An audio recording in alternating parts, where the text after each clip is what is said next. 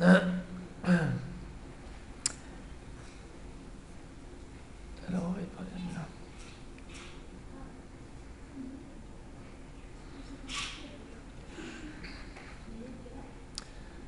Top. Pour pouvoir parler de la Emouna, Mechila encore la voix, c'est le temps.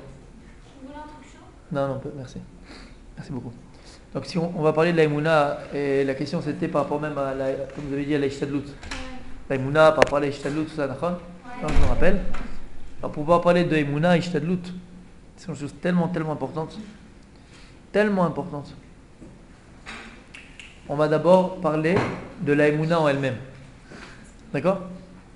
Et je pense déjà que lorsqu'on va expliquer la Emouna en elle-même, alors ben, se rattacher, il y a beaucoup de questions que chacun il a qui n'existeront plus. Et s'il en reste encore, alors on essaiera d'y répondre. D'accord? Alors pour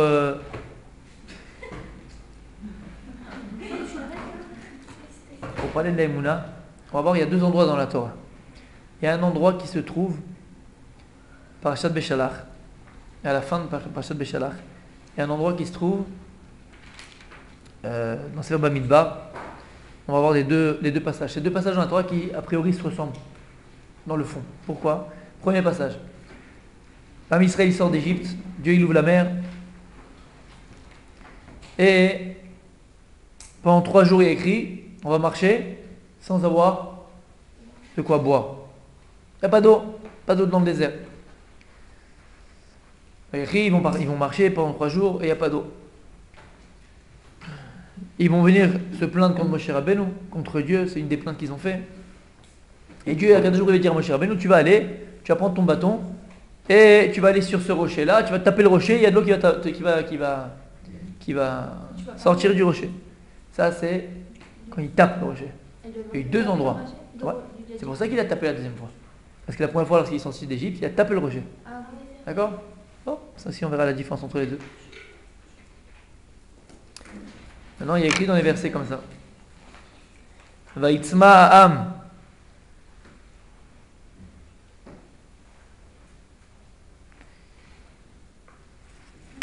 2 secondes.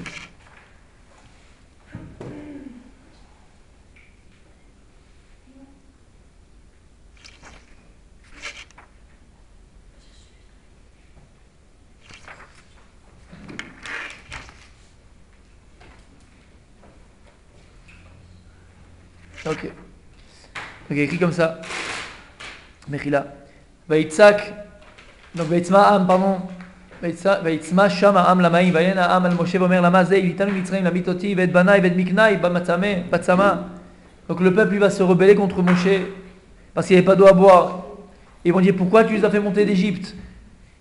Pour me tuer dans le désert, moi, mon fils, mes enfants et mon bétail. Qu'est-ce que je vais faire de ce peuple-là? Dans pas longtemps, ils vont me lapider. Et là, Kadosh Baruch Hu, donc il va dire à Moshe, tu vas prendre ton bâton et tu vas taper le rocher.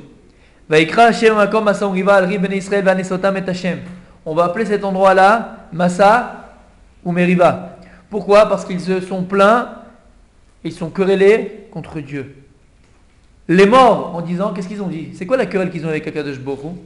Ayesh Hashem bikirbenu im ain. Aim yesh Hashem bikirbenu im ain. Est-ce que Dieu, il est parmi nous ou pas? Vous entendez la question qu'ils ont eue? Est-ce que Dieu, il est là ou pas? Quelqu'un qui se pose une question pareille, c'est quoi? Hein? C'est un manque d'émouna. Ayesh Hashem bikirbenu im ain. Est-ce que Dieu il est là ou pas? C'est un manque d'émouna. Dieu il existe, Dieu il est là. C'est un manque d'émouna. Tout de suite après. Le passage qui dit ça, c'est la fin de Parashat Beshalach.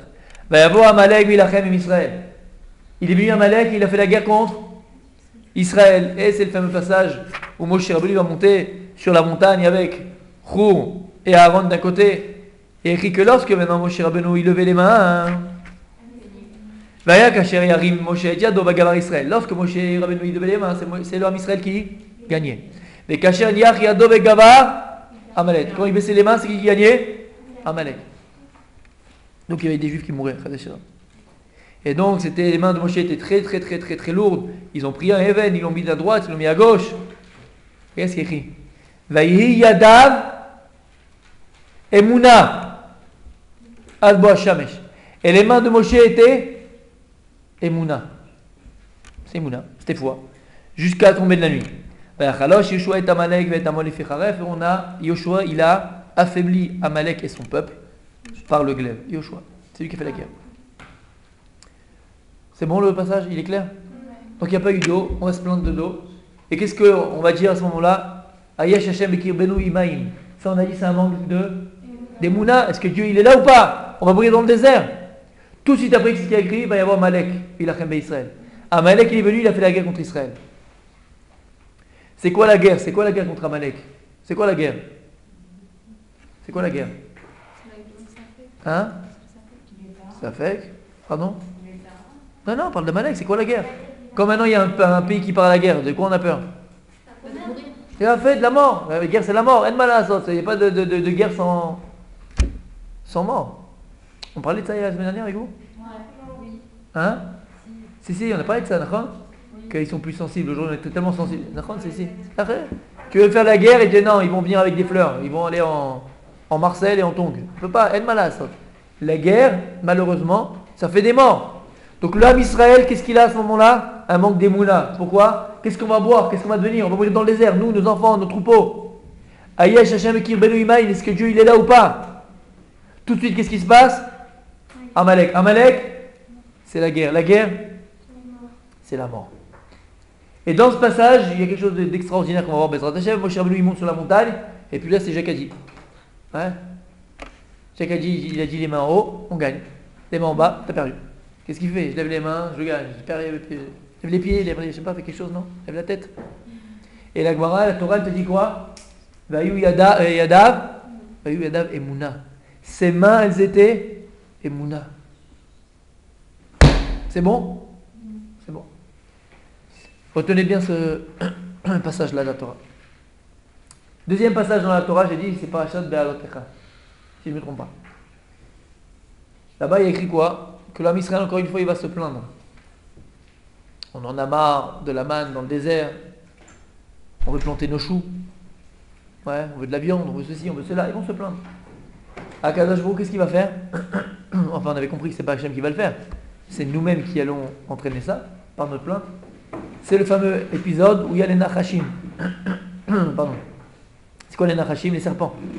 Où Akadosh Baruch Hu va faire sortir les serpents. Et les serpents, ils vont venir piquer 14 000 qui vont mourir, du Israël. D'accord? Ils vont piquer les Bnei Israël. Il y a des milliers et des milliers qui vont mourir dans le désert.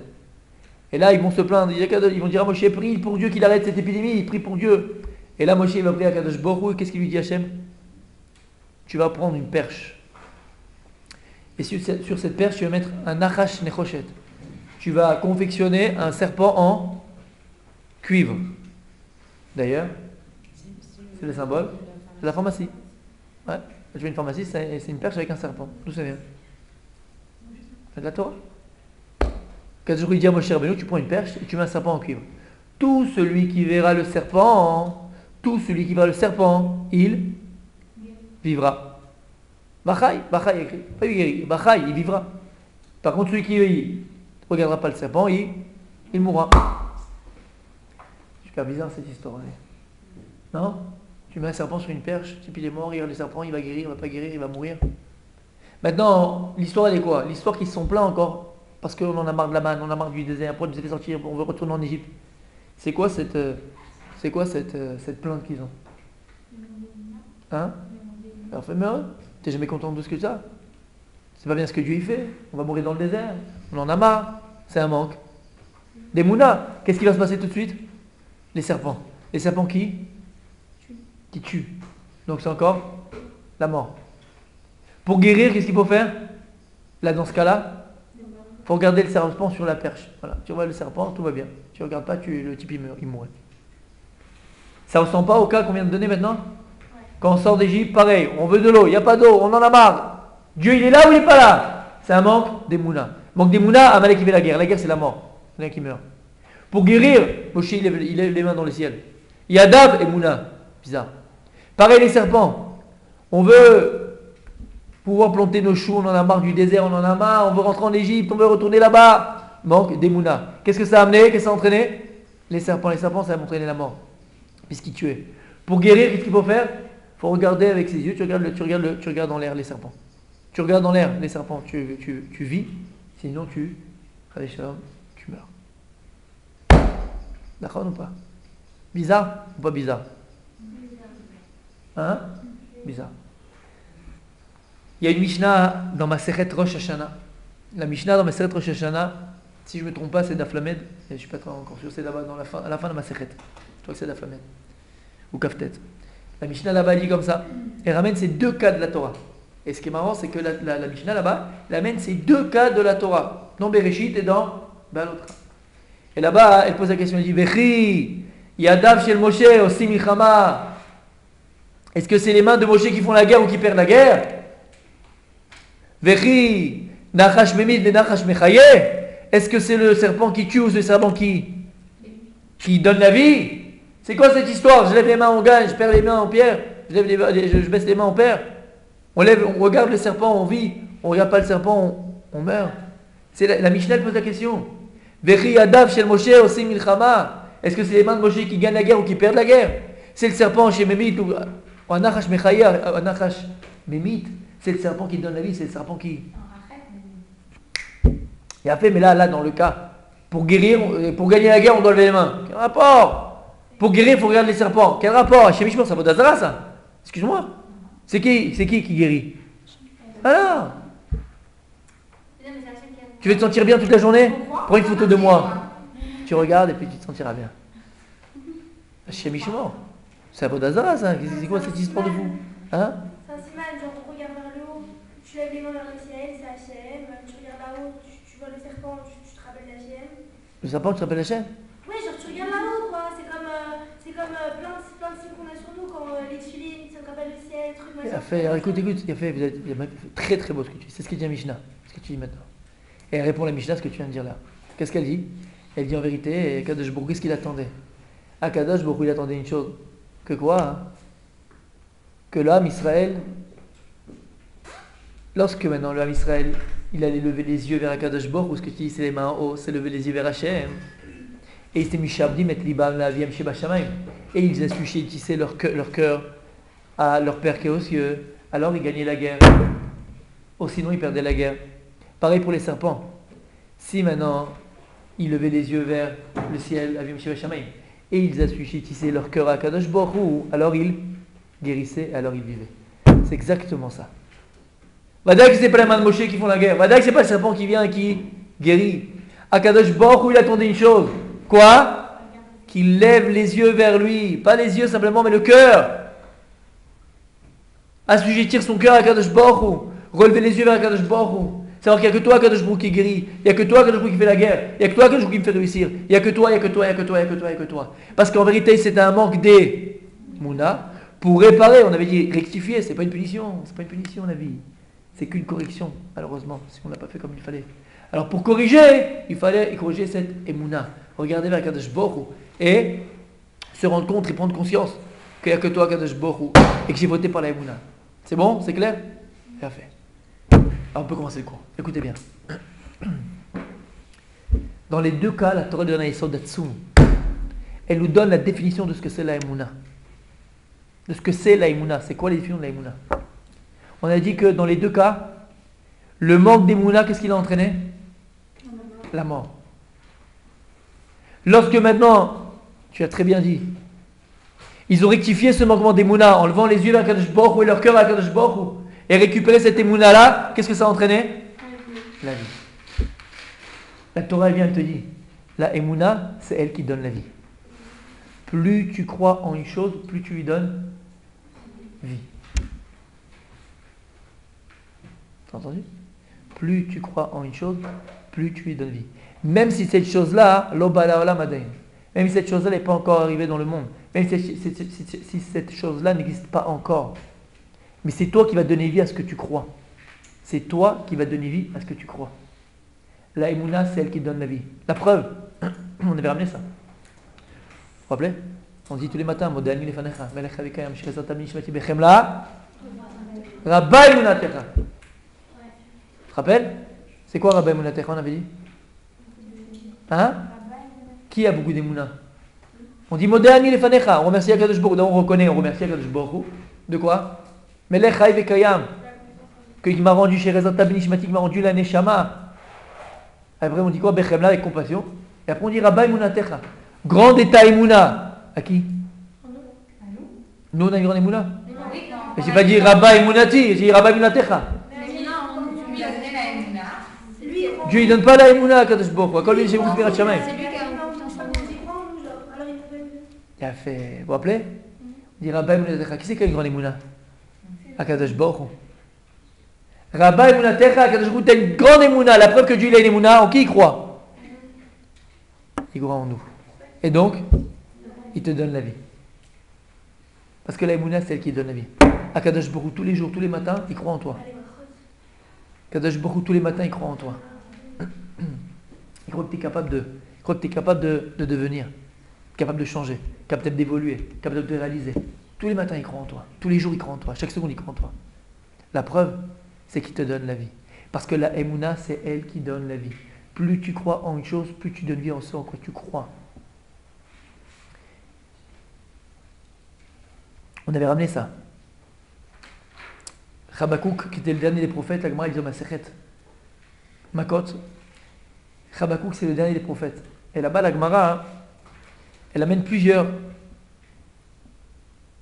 personnes dans l'histoire du Ham Israël qui a essayé, entre guillemets, de concentrer toutes les mitzvot de la Torah dans, pas les 613, mais dans pas une, mais le moins possible, entre guillemets, pour essayer que le Ham Israël garde bien la Torah comme il faut. Alors c'est pas qu'on faisait pas les autres, mais si on faisait cela bien comme il fallait, alors automatiquement ça serait plus facile de faire les autres. Et il y a eu David Ameler, pardon, il y a eu plusieurs. Le dernier c'est qui? Habakkuk qu'on avait dit. Et qu'est-ce qu'il a dit Habakkuk? S'il fallait concentrer toutes les mitzvot de la Torah sur une seule mitzvah, ça serait Tzadik be'emunato ichye. Tzadik be'emunato ichye. Il dit David Ameler dans un des Teilim, c'est le Teilim, les alphabétas là-bas, dans Kouf Yud Tet, si je ne me trompe pas, hein. Là-bas, tous les alphabétas, là-bas il dit, hein, Kouf Yud Tet. Il dit là-bas, David Ameler, Kol mitzvotecha emuna. Tous tes mitzvot, tous tes préceptes, toutes tes ordonnances, elles sont emuna. Parce qu'il a vu, Habakkuk, que toutes les mitzvot de la Torah, tout ce qui associe les mitzvot de la Torah, pourquoi tu mets les tefilin? Pourquoi tu dois faire un Fashat Chala? Pourquoi tu dois faire ta mishpacha? Pourquoi tu fais la souka? Pourquoi tu fais la tefila? Pourquoi tu dois mettre les tzitzit? Toutes les mitzvot de la Torah, toutes les mitzvot de la Torah, tout ce qui les associe, c'est emuna. Maintenant écoutez bien, il a dit tzadik be'emunato ichye. Le tzadik be'emunato ichye. Ça veut dire quoi tzadik be'emunato ichye? Tu peux comprendre comme ça. Tu peux expliquer le tzadik qui vit dans sa emuna, mais tu peux expliquer de manière beaucoup plus puissante, plus profonde. Tzadik be'emunato ichye. Le tzadik be'emunato ichye. Ce qu'il vit, c'est ça, emuna. La réalité du tzaddik, c'est ce qui est engendré par sa emuna. Mais be'emunato ichye. Il vit sa emuna, le tzaddik. Pas il vit sa emuna. C'est que sa emuna, c'est elle qui engendre ce qu'il vit. Et la Gemara, dans ma série que tu votes, elle raconte une histoire que vous connaissez toutes. J'en suis certain. Et elle dit la Gemara, un jour il y avait un pauvre. Il tape à la porte de Rabbi Chia. Et Massé Becholium, même ici, il y a des fois des gens qui tapent pour Yad Eliezer, Regel, Aaron, machin, et plein de. D'accord, tout ce que tu veux. Et il lui a dit voilà, bonjour, je voulais à manger, je suis pauvre, à manger. Donc en général, qu'est-ce que tu fais quand on tape chez toi? Tu as tout ce que tu n'as pas envie, tu lui donnes. D'accord? Tu fais ce que tu n'as pas envie à la maison. Il va partir à la cuisine pour chercher quelque chose. Il dit non, attends, reste ici. Moi, j'ai l'habitude de manger tous les jours une poule farcie, tu me fais une poule farcie. C'est comme si tu tapes à la porte, tu dis voilà, j'ai pas mangé, je peux bien manger. Toi tu vas chercher quelque chose et tu dis non, une là, juste, ça va? Dis-moi, déjà, dis merci à ce que j'ai donné, tu te calmes quoi. Hein? Non, c'est blata. Tipi tape à la porte, il dit ce qu'il veut en plus. Non? Il dit je veux une poule farcie. Rabbi Chia, il n'a même pas eu le temps entre guillemets, de réagir. Il a dit maintenant, il est fou celui-là, c'est pas possible. Que la camarade raconte qu'à ce même moment-là, il y a sa sœur qui n'avait pas eu depuis 22 ans, qui est venue le voir, son petit frère. Elle avait avec elle quoi? Un panier. Et dans ce panier, qu'est-ce qu'il y avait? Une poule farcie. Lorsqu'il a vu ça, il a compris. Tzadik be'emunato ichye. Ce pauvre-là, c'est pas, il était là à faire le blata. Non, c'est qu'un Kadosh Baruch Hu tous les jours, il donnait une poule farcie. Donc pour lui, c'était sûr que Dieu lui donnait le pouvoir. Il n'y a pas autre chose. Tzadik, le tzadik, c'est lui qui va créer sa réalité. Comment? Par sa émouna. Le tzadik, il vit sa émouna. C'est-à-dire que la émouna qu'il a, celle qui va engendrer ce qu'il va vivre. Parce que plus tu crois en une chose, plus tu lui donnes vie. On dit dans la Tfila tous les jours. La malchinim amim altei tikva. D'accord? Qu'est-ce qu'on dit là-bas? Hein? Dans le Shemona Israël, dans la Mida. La malchinim amim altei tikva. La malchinim amim altei tikva. D'accord? Qu'est-ce qu'on dit là-bas? Alors plusieurs pshatim, c'est quoi malchinim? C'est quoi la minim? Bon, pshat, c'est quoi minim? C'est les renégats. Malchinim, c'est les délateurs. D'accord? Hein? Minim, c'est kofer. C'est souk shel kofer, kfirut. Michi kofer bakadosh boko. Mais en vérité aussi, on parle de deux sougim shel anashim. Deux ennemis différents. On parle des ennemis de l'intérieur du Ham Israël et des ennemis de l'extérieur. Et on dit à Kadosh Baruch Hu, la minim anashim al tei tikva. À nos ennemis, à Kadosh Baruch Hu ne donne pas d'espoir. Génial. T'imagines le Hezbollah, ils viennent avec maximum des tanks, des machins et tout. Tu dis à Kadosh Baruch Hu, je t'en supplie, ne leur donne pas d'espoir. Non, ne leur donne pas ni d'armes, ne leur donne pas ni d'argent, ne leur donne pas de tanks, ne leur donne pas d'avions. Non. C'est ça que tu pries à Kadosh Baruch Hu pour détruire nos ennemis. Dieu ne donne pas d'espoir à nos ennemis. C'est bizarre, non? Éclate-les, explose-les, massacre-les. Voilà, j'aurais dit ça à Kadosh Baruch Hu. Non. À nos ennemis, à Kadosh Baruch Hu ne donne pas d'espoir. Vous savez pourquoi? Écoute bien, éphémère. Toi, sur le papier, tu peux être le plus puissant du monde. Avoir les meilleurs les meilleurs tanks, les meilleures armes, les meilleurs avions, les meilleurs porte-avions, les meilleurs soldats. Mais si en face de toi, ton ennemi, il y croit, et toi tu n'y crois pas, t'es mort. L'arme la plus grande qu'un homme il a entre ses mains, c'est quoi? C'est l'espoir, c'est la émouna. Si celui qui est en face de toi, il croit plus que toi, t'as aucune chance. Même si sur le papier, t'es plus puissant que lui. Mais si lui, il y croit, et toi, tu n'y crois pas, t'as aucune chance. Et malheureusement, c'est exactement ce qui se passe un petit peu aujourd'hui. Il y a une jeunesse israélienne complètement, malheureusement, déboussolée. Complètement déboussolée. Le type, il sort de l'armée, il va où? Thaïlande, Tibet, Pérou, en Inde. Ça s'appelle quoi ça en français? Ça manque d'identité. Le type, il sort de l'armée, il ne sait plus qui il est, il ne sait plus son identité, il ne sait plus où il est, il ne sait plus. Pas d'identité. Mais c'est ça le plus grand danger. Lorsque ton ennemi en face, lui, il est sûr de lui. Il est sûr de lui, il est sûr de son identité. Tu es en danger. Al tei tikva, alors donne pas d'espoir. Si la personne qui est en face de toi, elle croit plus que toi, c'est elle qui gagne. Donc si vous avez compris ce principe extraordinaire, vous avez compris? La émouna, c'est elle qui donne la vie. C'est-à-dire que plus je crois en une chose, plus je lui donne une réalité, plus cette chose la fait exister. Plus je fais que cette chose, elle arrive. Sans croire que c'est Hachem qui nous donne, si juste je crois... Écoute bien ce qu'on va dire maintenant. Ça répond à toutes vos questions, mes Hachem, je pense. Écoute bien. La émouna, c'est elle qui donne la vie. Je te dis en soi quoi tu crois. Donc on vient de le voir. C'est extraordinaire. La émouna, vous savez, c'est quoi la racine de émouna? Un mot qui ressemble? Amen, c'est vrai. Amen. Pourquoi c'est quoi Amen? Écoute bien, quand on fait une bracha, le type a été dit, que tu sois une grande sadéka, une grande soka, une grande machin, et toi t'es là, qu'est-ce que tu fais? Pourquoi tu dis Amen? Parce qu'on croit de réaliser ce qu'il dit en fait. Quel meilleur élément. En quoi tu réalises? Pourquoi tu réalises ce qu'il dit? Pourquoi tu fais que ça se réalise? Hein? Qu'est-ce qui fait le Amen? Il donne ce que tu crois ce qu'il dit. Et alors? Ça concrétise sa parole. Ça fait... Regardez, dans la Megillah, lorsqu'on parle au début de Mordechai et de Esther, on dit que Mordechai était Omen et Tadassa. Oman et Tadassa. Oman, c'est quoi Oman? Alors, c'est une nourrice. Quelqu'un qui s'occupe. Oman, c'est une nourrice, quelqu'un qui s'occupe, d'accord? C'est comme une nourrice. Ok, mais bon, je sais pas comment on dit au masculin. Un nourrice, je sais pas. D'accord? En hébreu, c'est une nourrice. Ok? Mais il était Oman et Tadassa, parce que comme vous savez, ses parents étaient morts et Esther. Qui c'est qui s'occupait d'elle? Son oncle. Ok? Donc il était comme une nourrice pour elle. Oman et Tadassa. Oman, Yashon et Mouna. Il dit le Baal Shem Tov, c'est quoi Oman, c'est quoi Omen, c'est quoi Oman, c'est quoi Amen, c'est quoi Hamishicha. C'est faire descendre la chose, faire venir la chose. L'imshor, c'est tirer. Lorsque tu viens et tu dis Amen, la bracha que la personne elle vient de prononcer, qu'est-ce que tu fais en vérité toi? Tu la tires vers toi, tu la mènes vers toi, tu la fais venir, tu la concrétises, tu lui donnes une réalité. Parce que lorsque tu viens, tu dis Amen, en vérité c'est une forme de Emouna. C'est parce que maintenant je viens et je dévoile que Béhémet, je crois en ta bracha. Et lorsque maintenant tu crois en la bracha, tu lui permets de se réaliser parce que tu donnes vie à cette bracha là. T'as compris? Ça Omen, c'est ça Amen, c'est ça Oman. C'est pas Ouman, hein. Mais, vous avez compris? Plus tu crois en une chose, plus tu lui donnes vie. Alors écoutez bien comme c'est extraordinaire. Écoutez bien comme c'est extraordinaire. Ce qu'on dit maintenant, c'est le secret de la vie. C'est le secret de la vie.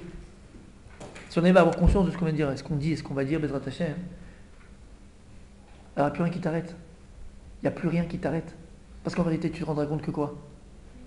Que tout dépend de Maïmouna. Tu peux donner vie à n'importe quoi.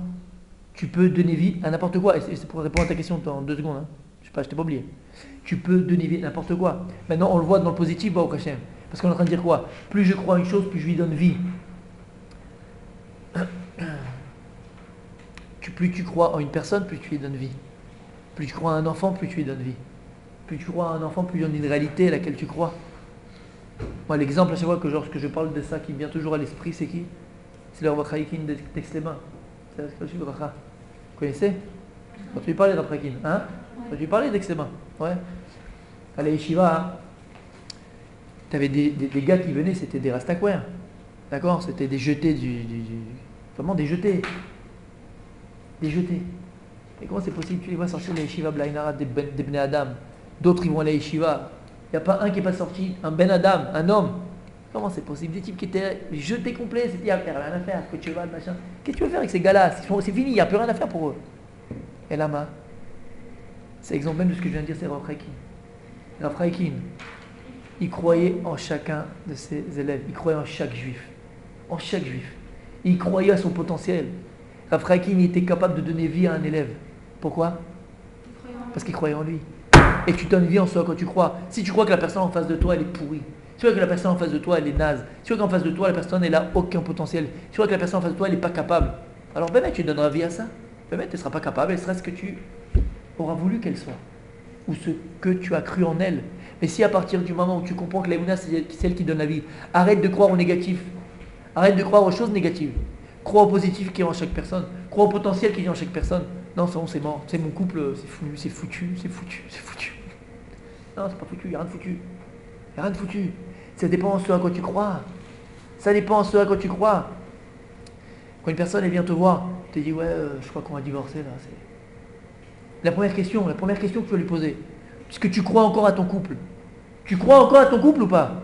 Si tu crois encore à ton couple, alors il y a un espoir. Mais si tu crois que c'est mort, alors tu l'as déjà tué. Regardez, on va aller encore plus loin.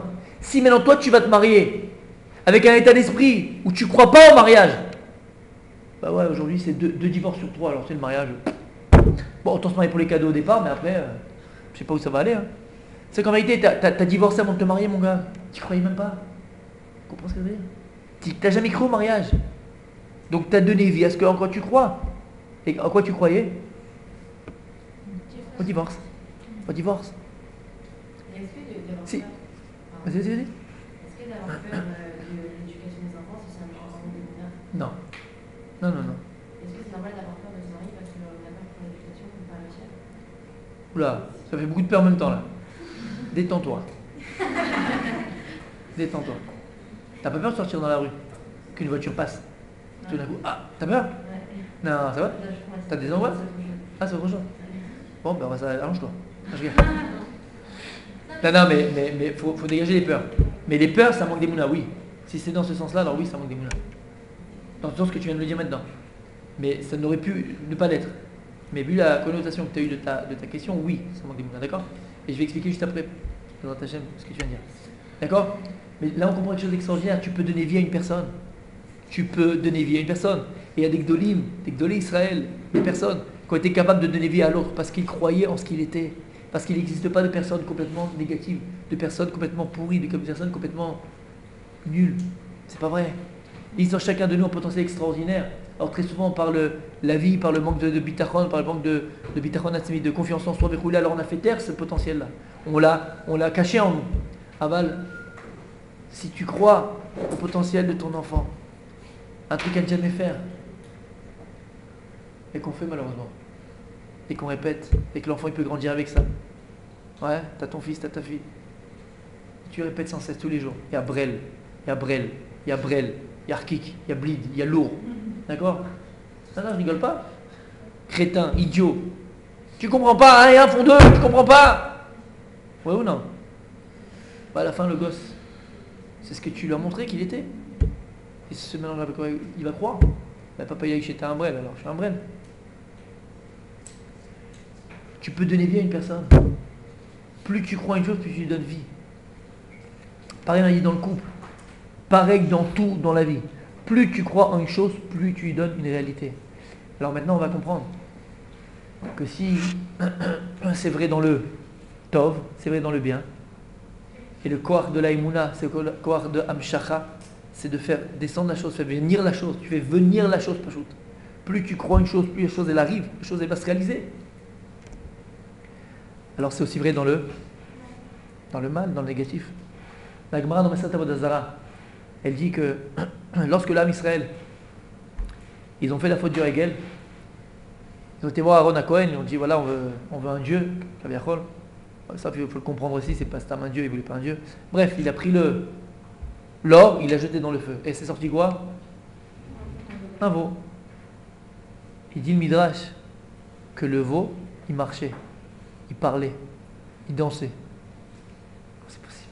C'est du métal, c'est de l'or, c'est inerte. T'as déjà vu une statue, toi, bouger? Non? Comment c'est possible? Hein? Écoutez bien, parce qu'ils ont cru. C'est faire attention où tu places ta émouna. Si maintenant on a compris que l'émouna c'est celle qui te donne la vie, alors place ta émouna dans les choses positives. Place ta croyance et ta foi dans les choses positives. Donne vie aux choses positives. Donne vie aux choses importantes, à l'essentiel. Attention de ne pas mettre ta foi dans le sheker, dans le mensonge. Parce que si tu crois au mensonge, tu vas lui donner vie. Dites-moi, regardez autour de nous. Regardons autour de nous. Pourquoi le sheker, il a tellement de place? Pourquoi le sheker, il vit? Puisqu'il dit à dessert, c'est quoi le Hémet? C'est Yesh. C'est quoi Yesh? C'est la réalité. C'est quoi le sheker? C'est N, c'est il n'y a pas. D'accord? C'est quoi le Hémet? Le mur est blanc. Ça, c'est Hémet. Le mur est noir, c'est du... Pourquoi c'est du sheker?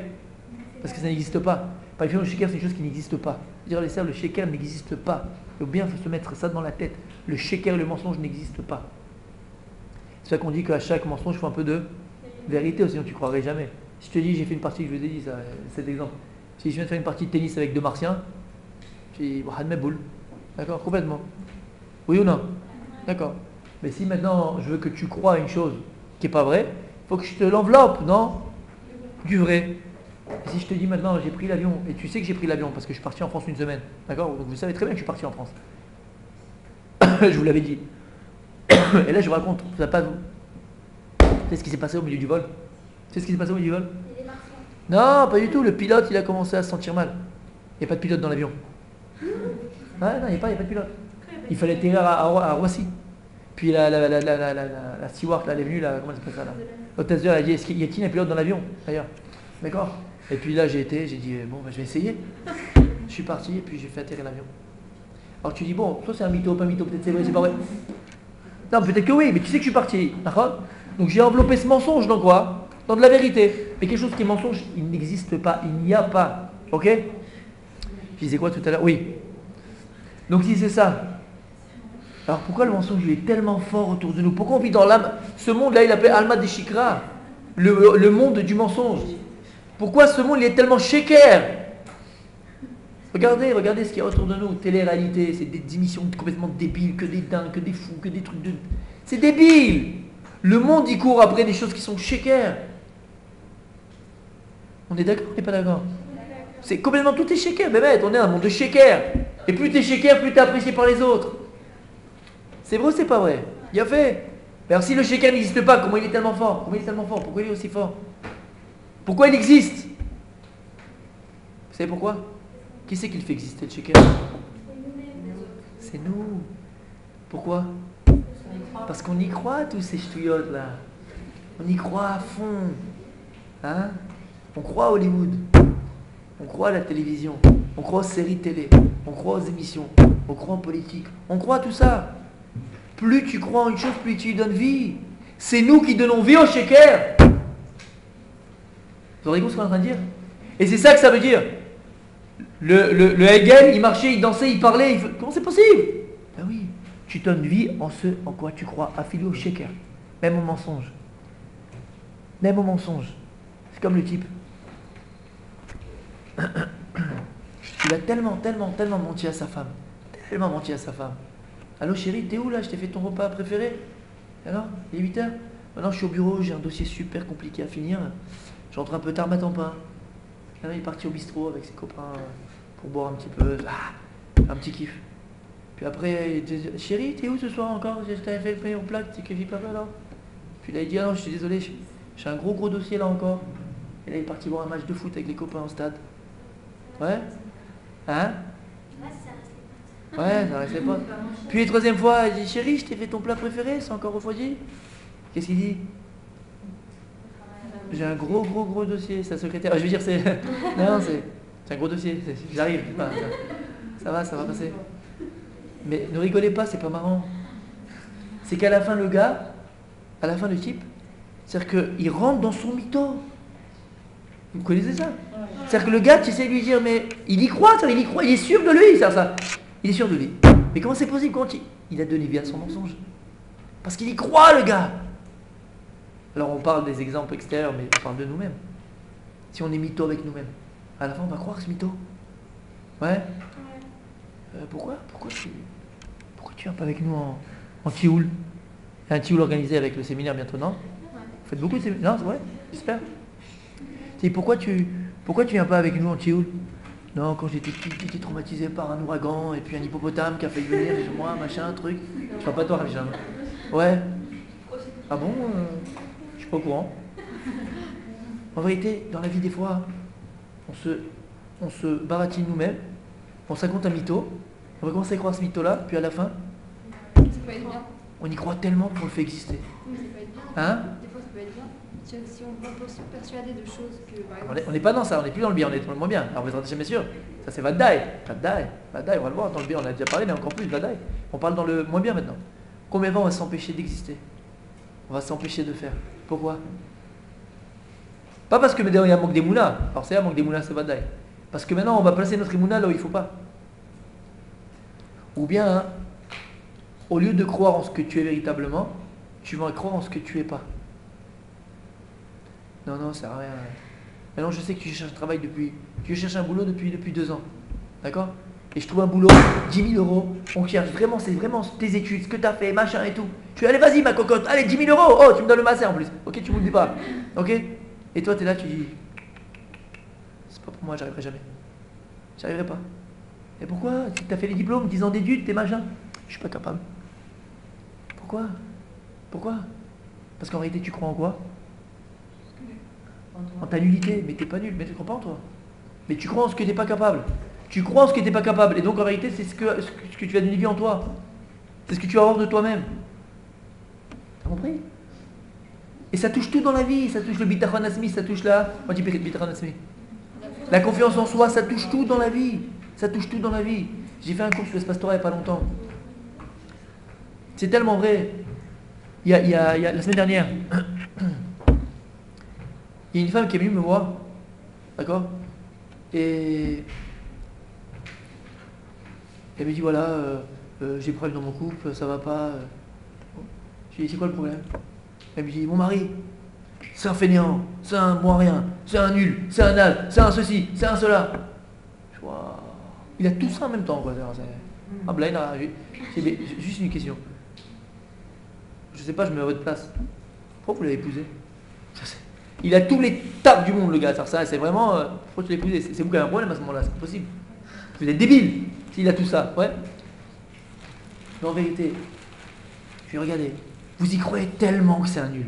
Vous y croyez tellement que c'est un naze. Vous croyez tellement que c'est un fainéant. Vous croyez tellement que c'est un bon à rien. Qu'à la fin, c'est ce qu'il est. Vous avez une force, et là je vous dis à vous les filles, parce que vous êtes sur ta chaîne des futures mamans, c'est des femmes. Le Korach de la Emouna, elle est chez vous, mais un naturel 100 000 fois plus puissante que chez nous les hommes. Écoutez bien ce que j'entends dire là. Korach Emouna, il est encore 1000 fois plus grand chez vous, plus puissant que chez nous. Vous savez pourquoi? C'est pourquoi? C'est pourquoi? On a une forme de persuasion. Non. On a dit c'est quoi la Emouna? C'est elle qui donne la vie. Et vous, c'est vous qui donnez la vie. C'est un naturel à Kadosh Baruch Hu, il a placé en vous ce don-là de donner la vie. Vous donnez la vie. La Emouna, c'est elle qui donne la vie. C'est-à-dire de manière intrinsèque à vous. Votre essence, c'est de donner la vie. C'est-à-dire que plus vous avez, vous, de la Emouna en une chose, plus vous donnerez la vie à cette chose-là. Écoutez bien ce que je dis. C'est-à-dire que plus tu vas croire en ton mari, c'est pas qu'on dit à chaque fois on dit, et c'est une phrase, c'est mignon pour faire plaisir à la femme, mais c'est pas vrai. On dit que toujours, derrière un grand homme, il y a toujours une grande femme. Et c'est pas Stam faire plaisir aux femmes, c'est Emet. Je vous assure que c'est Emet. C'est Emet. Et la femme qui est derrière, elle est encore plus puissante, encore plus grande, encore plus géante que le mari qui est devant, je vous assure. Parce qu'en réalité, c'est elle qui a donné naissance à ce mari-là. Après, il y a des gens qui ont trop d'émouna dans Hachem, et après, à chaque truc qui va leur arriver, ils vont dire c'est Hachem qui m'a envoyé ça, c'est comme ça. Ils vont pas donner la vie à quelque chose d'autre parce qu'ils vont stagner dans le fait que c'est comme ça la vie, on ne peut pas changer. Alors, déjà, dans ce que tu as dit, il y a deux choses. Trop d'émouna, ça je comprends pas, c'est quoi? C'est quoi trop d'émouna? Chaque chose qui leur arrive dans leur vie, ils vont dire ça vient d'Hachem. On ne peut pas changer, ça vient d'Hachem. Donc après. Alors attends, regarde, je m'arrête. Ce que tu viens de dire, ça manque d'émouna. Pourquoi? Parce qu'on ne peut pas changer, ça vient d'Hachem. Ça n'existe pas. Donc ça manque d'émouna. Parce qu'on peut toujours tout changer. Après. Tu vois ce que je dis? Ça manque d'émouna, ça. Donc ça, c'est ça, ce que tu dis, c'est vrai, et ce qu'on a tous, ce sont des conditionnements qu'on a dans notre esprit, des phrases comme ça, toutes faites, ouais, qu'on dit. En réalité, c'est pas du tout l'émouna, ça, c'est du pipeau. Parce que de dire maintenant que de toute façon c'est Hachem et donc on peut rien changer, déjà ça manque d'émouna. Parce que ça n'existe pas une chose qu'on ne peut pas changer. Parce que le principe de l'émouna, c'est qu'on peut toujours tout changer à n'importe quel moment. Ça c'est l'émouna. Et c'est exactement ce que je vous ai dit, je crois que j'ai parlé de ça avec vous, par rapport à la Kedat. Ah, t'étais pas là. Par rapport à la Kedat Yitzhak, vous vous rappelez? Vous vous rappelez? La Kedat Yitzhak. C'est avec vous qu'on a parlé de ça? Ah ouais. Bah si. Vous avez dit c'est quoi le vrai Nisayon d'Abraham Avinu?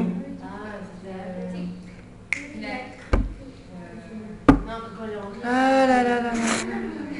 C'est quoi le vrai Nisayon d'Abraham Avinu? Mais non, il croyait en Hachem, vous savez que je me demandais c'était quoi. Non, c'est pas ça. Non. C'est négocié pour le prix. Il est sûr qu'on l'a fait au bout, non, il avait fait avec ça. On l'a fait? C'est possible qu'on l'a pas fait avec vous, hein? Si, on l'a fait. Écoute, c'est quoi en vérité l'Israël d'avoir nous? C'est de prendre Yitzhak et de le faire la Shrita et de le donner à Kadosh Baruch Hu. Et on pense que quoi? Il était tout content de les faire, qu'on avait dit Aïn Bocha Belev Sameach. On avait mis à Kedat Yitzhak, on avait mis à Shari Hatson. Qu'est-ce qu'il y a écrit là-bas? Aïn Bemar Bocha Belev Sameach. Non, c'est le que On vous l'a pas avez fait? prêché dans votre synagogue. Mais vous l'avez pas fait au séminaire? Quelle synagogue? Vous étiez à la synagogue? Ouais, Ah, Rosh Hashanah. Ah, vous l'avez pas fait au séminaire? vous l'avez pas fait? Ah là là là là là là là, on n'a pas fait ça? Non, non, il l'avait pas fait comme ça. Il a pas fait. Ouais, je Ah, vous n'avez pas fait Rosh Hashanah, vous avez fait Non, non, non, non. J'ai fait, ouais, exactement. J'ai entendu, j'étais Non, pas du tout, non. Non, c'est pas ça, c'était il y a quelques semaines. Non, je l'ai pas fait au Rosh Hashanah. C'est à 3 Shabbats. 3 Shabbats. Ouais, exact. Ben, la parachat de Shavua. Écoutez bien alors. Écoutez bien, on va le redire parce que c'est magnifique et c'est grâce à ta question. C'est quelque chose d'extraordinaire. Vous êtes sûr qu'on l'a pas fait? C'est marrant. Alors je fais avec deuxième année alors. Ou chez moi aussi. Ouais, bon. Bref, écoutez bien, c'est extraordinaire et c'est dans la Emouna. On n'a pas beaucoup de temps, on n'a pas commencé encore. Donc, ouais, on a dit Abraham Avinu. Par rapport à ta question, hein. Abraham Avinu. Dieu lui dit tu vas prendre ton fils, ton unique, celui que tu aimes, Yitzhak, et tu vas aller me le faire donner en sacrifice. Il a fait. Alors comme j'ai dit, nous on pense que quoi? Que Abraham Avinu c'était un Moudjahidin, kamikaze, il est parti. Dieu dès qu'Hachem lui a dit ça, qu'est-ce qu'il a fait? Il a pris ses couteaux, il a commencé à les aiguiser comme ça, en train de voir son fils, tout content, bientôt, d'accord, ouais. Il a pris les bois, il a tout pris, il a dit allez, on y va. Ouais, bientôt le méchoui. On pense comme ça. Chaz v'sheva, on pense à une chose comme ça. Chaz v'sheva. D'où on sait ce que je dis? Non, et shari ratsan. Et Shariratson, quand est-ce qu'on le lit? À Rosh Hashanah. On le lit à Kippour. On le lit même, je sais pas, nous chez les Tunisiens, mais je sais pas, même, je crois les Marocains qui font ça aussi, je sais pas. Quand une personne est niftar, un niftar, quand le corps il est là, on lit Et Shariratson.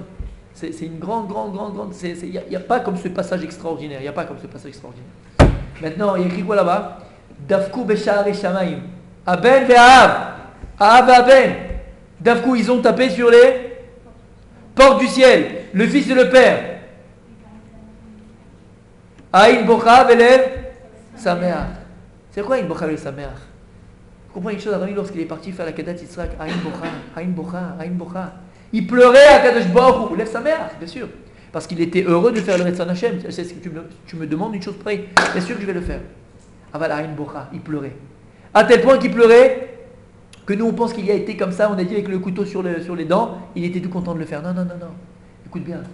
Ils n'ont pas arrêté Abraham et Yitzhak de prier à Kadosh Baruch Hu. Et qu'est-ce qu'ils demandaient à Kadosh Baruch Hu? Qu'est-ce qu'ils demandaient à Kadosh Baruch Hu? Tafkou Beshar et Shamaim, ils ont tapé sur les ponts du ciel. Vaben. Pourquoi ils tapaient sur les ponts du ciel? Qu'est-ce qu'ils priaient à Hachem? Kadosh Baruch Hu, qu'ils réussissent. Écoute bien.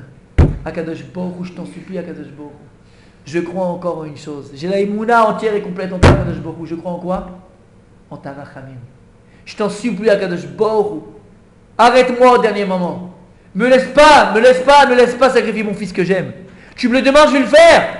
Bien sûr que je vais le faire. Ah bah je t'en supplie, à Kadosh Baruch Hu, fais que j'ai pas besoin de le faire. Ils n'ont pas arrêté de prier à Kadosh Baruch Hu. Et c'est ça le chidouche que j'avais dit à... Je ne pas ici alors.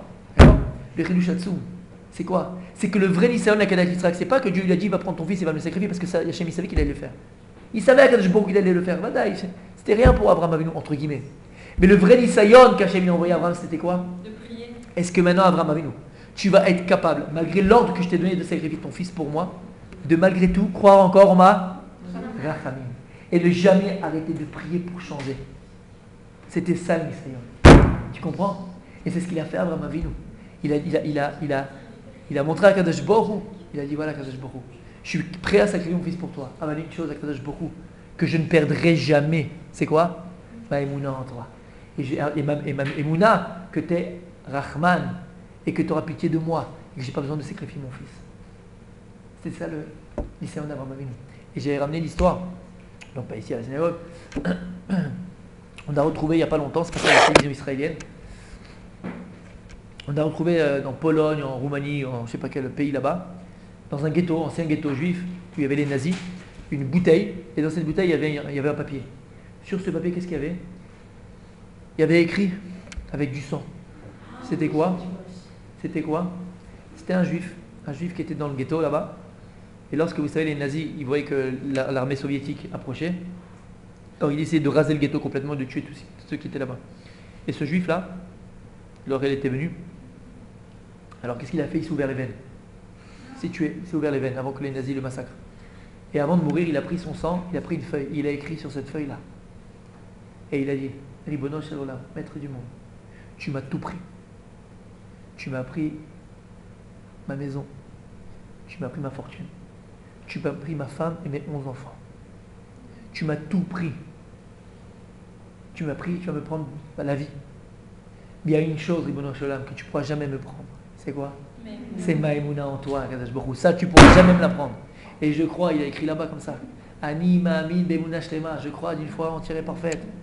Betriat amitim, biyat Mashiach. La résurrection des morts, la vie du Mashiach. Parce qu'il ne voulait pas que les nazis le massacrent, le brûlent, le torturent. Il est mort. Il a dit comme ça, Kadosh Baruch Hu, tu m'as tout volé, tu m'as tout pris, Kadosh Baruch Hu. Mais une chose, tu ne me prendras pas. C'est la Emouna que j'ai en toi. Qu'est-ce qu'il est beau, qu'est-ce qu'il est beau. Dans certains cas, oui. Dans certains cas, oui. On le voit dans plein d'histoires. Masada, l'histoire de Masada. L'histoire de Masada. L'histoire de Masada. Vous allez faire un tigul sur là-bas. Ouais. Où les Romains, ils devaient monter là-bas et ils se sont tous tués pour pas tomber. Histoire dans la Gemara dans Baba Batra. Dans Baba Batra, la Gemara dans Gittin, Mechila, pas Baba Batra. La Gemara dans Gittin, là-bas, elle raconte que lorsque les Romains, ils ont détruit Jérusalem, donc c'était un massacre, et ils ont pris tous les enfants. C'était les enfants de Tanaïm Agdoshim. C'était les enfants de Tanaïm Agdoshim. Ils ont pris des enfants, des garçons et des filles, et ils avaient dans les bateaux pour les amener à Rome. Et qu'est-ce qu'ils disaient de ces enfants-là? C'est des objets sexuels, à l'époque de la Gemara déjà. Et écrit la Gemara raconte dans le Message Gittin que ces enfants-là, il y avait des filles et des garçons, Et toutes les filles qui se trouvaient sur le bateau, elles se sont tuées. Elles se sont tuées pour ne pas tomber entre les mains des Romains. Lorsque les garçons ils ont vu ça, ils ont dit, si déjà les filles, elles se sont tuées, alors que c'est le derrière des Nashim, les femmes, bon, je ne pense une chose pareille, mais c'est le derrière. Alors que eux, que c'est des garçons, ils vont utiliser aussi pour ces choses-là avec des autres garçons, qu'est-ce qu'ils ont fait? Ils se sont jetés du bateau, ils sont tous morts. Donc on voit que parfois, oui, c'est un Kiddush Hashem de le faire. Tu comprends? Bien fait. Mais qu'est-ce qu'on voit en tout cas de là? Il lui a dit, ouais, c'est une Gemara qui fait beaucoup de peine, c'est une Gemara où il y a que des choses. On parle de Chorban Habayit. Et là, tu comprends encore plus c'est quoi Tisha B'Av, c'est quoi la destruction du temple. Matzada, c'est pareil, c'était les Romains donc, qui étaient en Eretz Israël. Il y a des Juifs qui se sont réfugiés sur une montagne qui est dans le sud d'Israël. D'accord, ils étaient là-bas et ils arrivaient à contenir les Romains. C'était impossible d'arriver là-bas. Les Romains, ils ont mis des années pour construire une grande tour. Et le jour où ils ont arrivé à construire cette tour-là, et donc rentrer dans la forteresse, les Juifs avant, ils ont dit on ne tombera pas entre leurs mains parce qu'ils feront de nous n'importe quoi. D'abord massacrer, nos enfants seront vendus comme des objets sexuels. Donc ils ont fait un tirage au sort. Et chacun, il devait tuer une autre personne.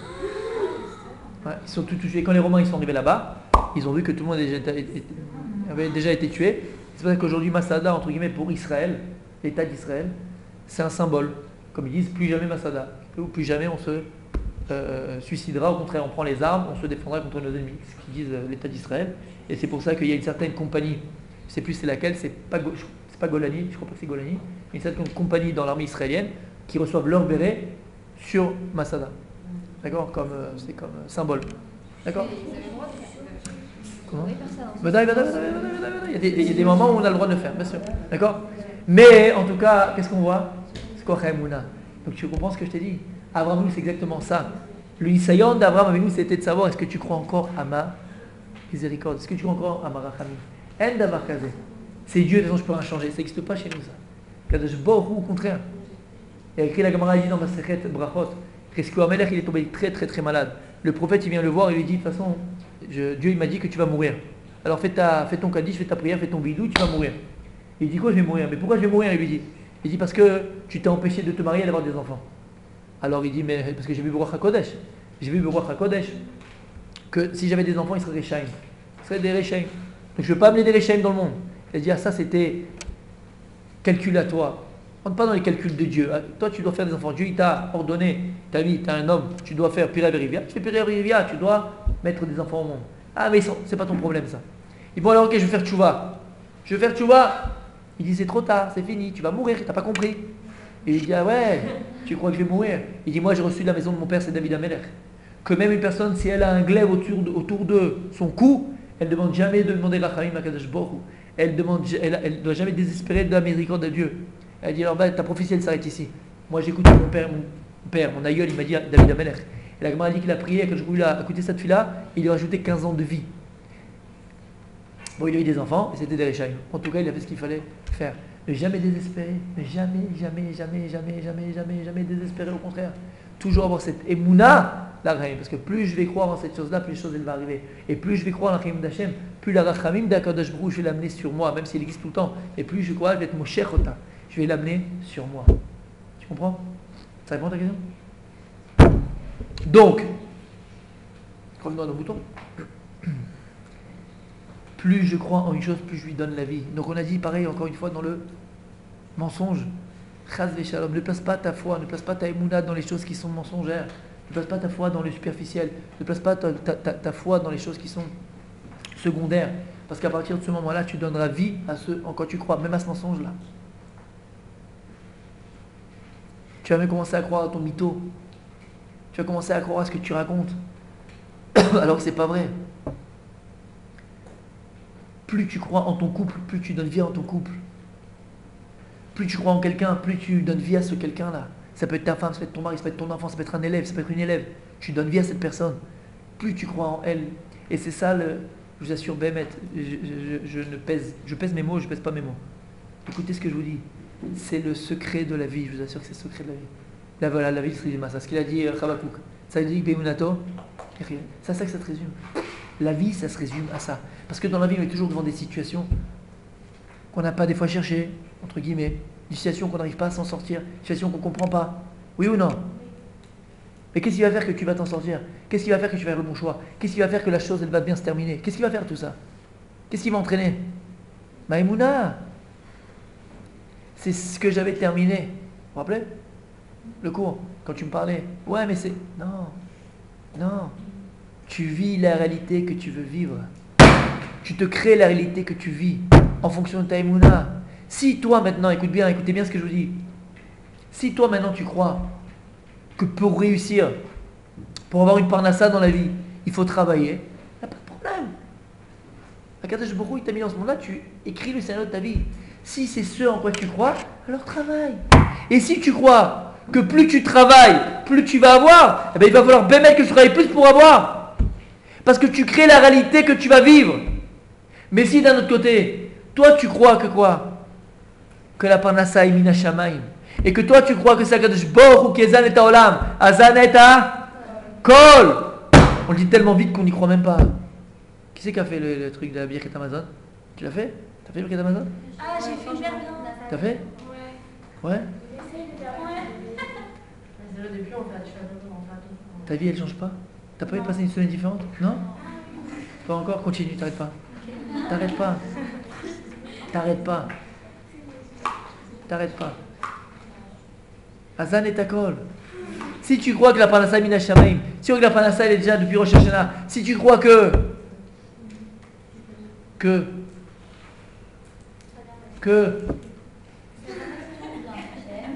Akadosh Baruch Hu Akol Yachol, il peut tout, et qu'il n'y a rien d'impossible. Tu vas pouvoir donner vie et réalité à l'impossible. Et regardez autour de vous, Mechila, je termine parce que c'est important. Regardez autour de vous. Moi, des fois, je suis épaté, Bémet, je vous assure. Je suis épaté par certaines personnes. Vraiment, quand je dis épaté, c'est pas épaté, je suis ébloui par certaines personnes. Quand tu vois certaines personnes, qu'elles sont capables de faire, je vous assure. C'est capable de construire. Quand tu vois ça, tu dis, mais c'est toi, tu te projettes à leur place, tu dis, mais c'est impossible, c'est inhumain ce qu'elle fait. C'est inhumain, c'est pas possible. Et la main, comment elle arrive à faire ce qu'elle fait, cette personne-là qui est en face de toi? Comment elle arrive à construire ce qu'elle arrive à construire? Comment? Parce qu'elle y croit. Et en vérité, il n'y a rien d'impossible. Il n'y a rien d'impossible. Puisque tu donnes vie à ce en quoi tu crois. Crois en n'importe quoi. Kaviachol, bien sûr, entre guillemets, à n'importe quoi. Tu donneras vie à ce n'importe quoi. La Emouna, c'est quoi Khamshacha? Ça fait venir la chose. Ça tire la chose vers toi. Il n'y a rien d'impossible. Maintenant, je ne pense pas qu'on aura le temps de dire comment le faire. Parce qu'on n'a pas dit comment le faire. Comment travailler ça? Comment faire venir mettre la chose? D'accord? On n'a pas dit, mais les gens disent que c'est la Emouna. Et comment faire que cette Emouna elle se réalise? Alors, il faut plus y croire. Il y a encore une autre chose qui fait que, et ça sera peut-être la semaine prochaine, d'accord? On reste dans la Emouna elle-même. C'est bon? C'est bon. Écoutez bien. Mechila, juste termine. Après le match, je te laisse parler. Je termine. Après, on passe à autre chose. Vous savez que Emouna, c'est la même valeur numérique que Ben. Le fils, l'enfant. Pourquoi? 42? 52? Pourquoi? Banim, pas Ben, Banim, Mechila, t'as raison. Que Banim, les enfants. Ouais, pas Ben, Banim. Pourquoi? Bien fait. La Emouna, celle qui est dans lui, c'est la Emouna, celle qui engendre. Et c'est quoi les Banim? C'est ce qui est engendré. La Emouna, c'est elle qui donne la vie. Encore une fois, plus tu crois en une chose, il faut se répéter tous les jours. Plus tu crois en une chose, plus la chose, elle arrive. Plus la chose, elle se réalise. Plus tu crois que tu vas te marier, Bezrat Hashem. Plus tu vas te marier. Plus ton chidouk, il va venir. Ouais, je me marie pas, il est pas là, j'en ai marre, je veux me marier. Je le fais bien? Arrête, c'est que des paroles, ça. C'est que des paroles. Tu crois même pas. Quoi?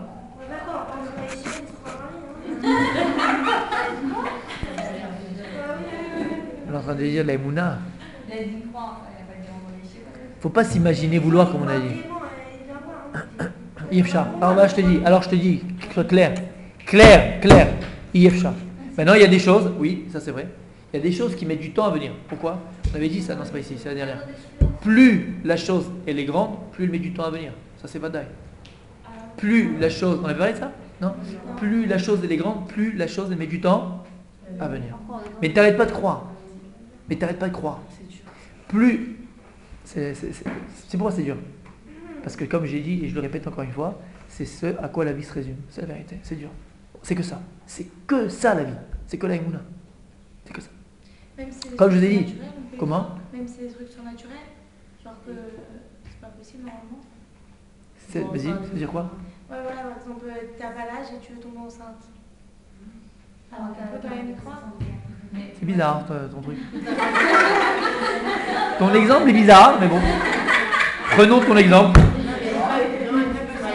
bizarre, si à 50 ans j'ai envie d'avoir des enfants et que je peux plus. Ouais. Oui, mais t'es Bah, mariée, j'ai le droit là. d'y croire. Bah, Sarah, ça a marché, quoi.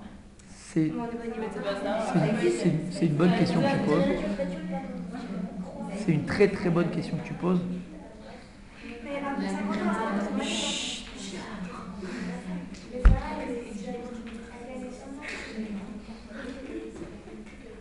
C'est une très bonne question que tu poses.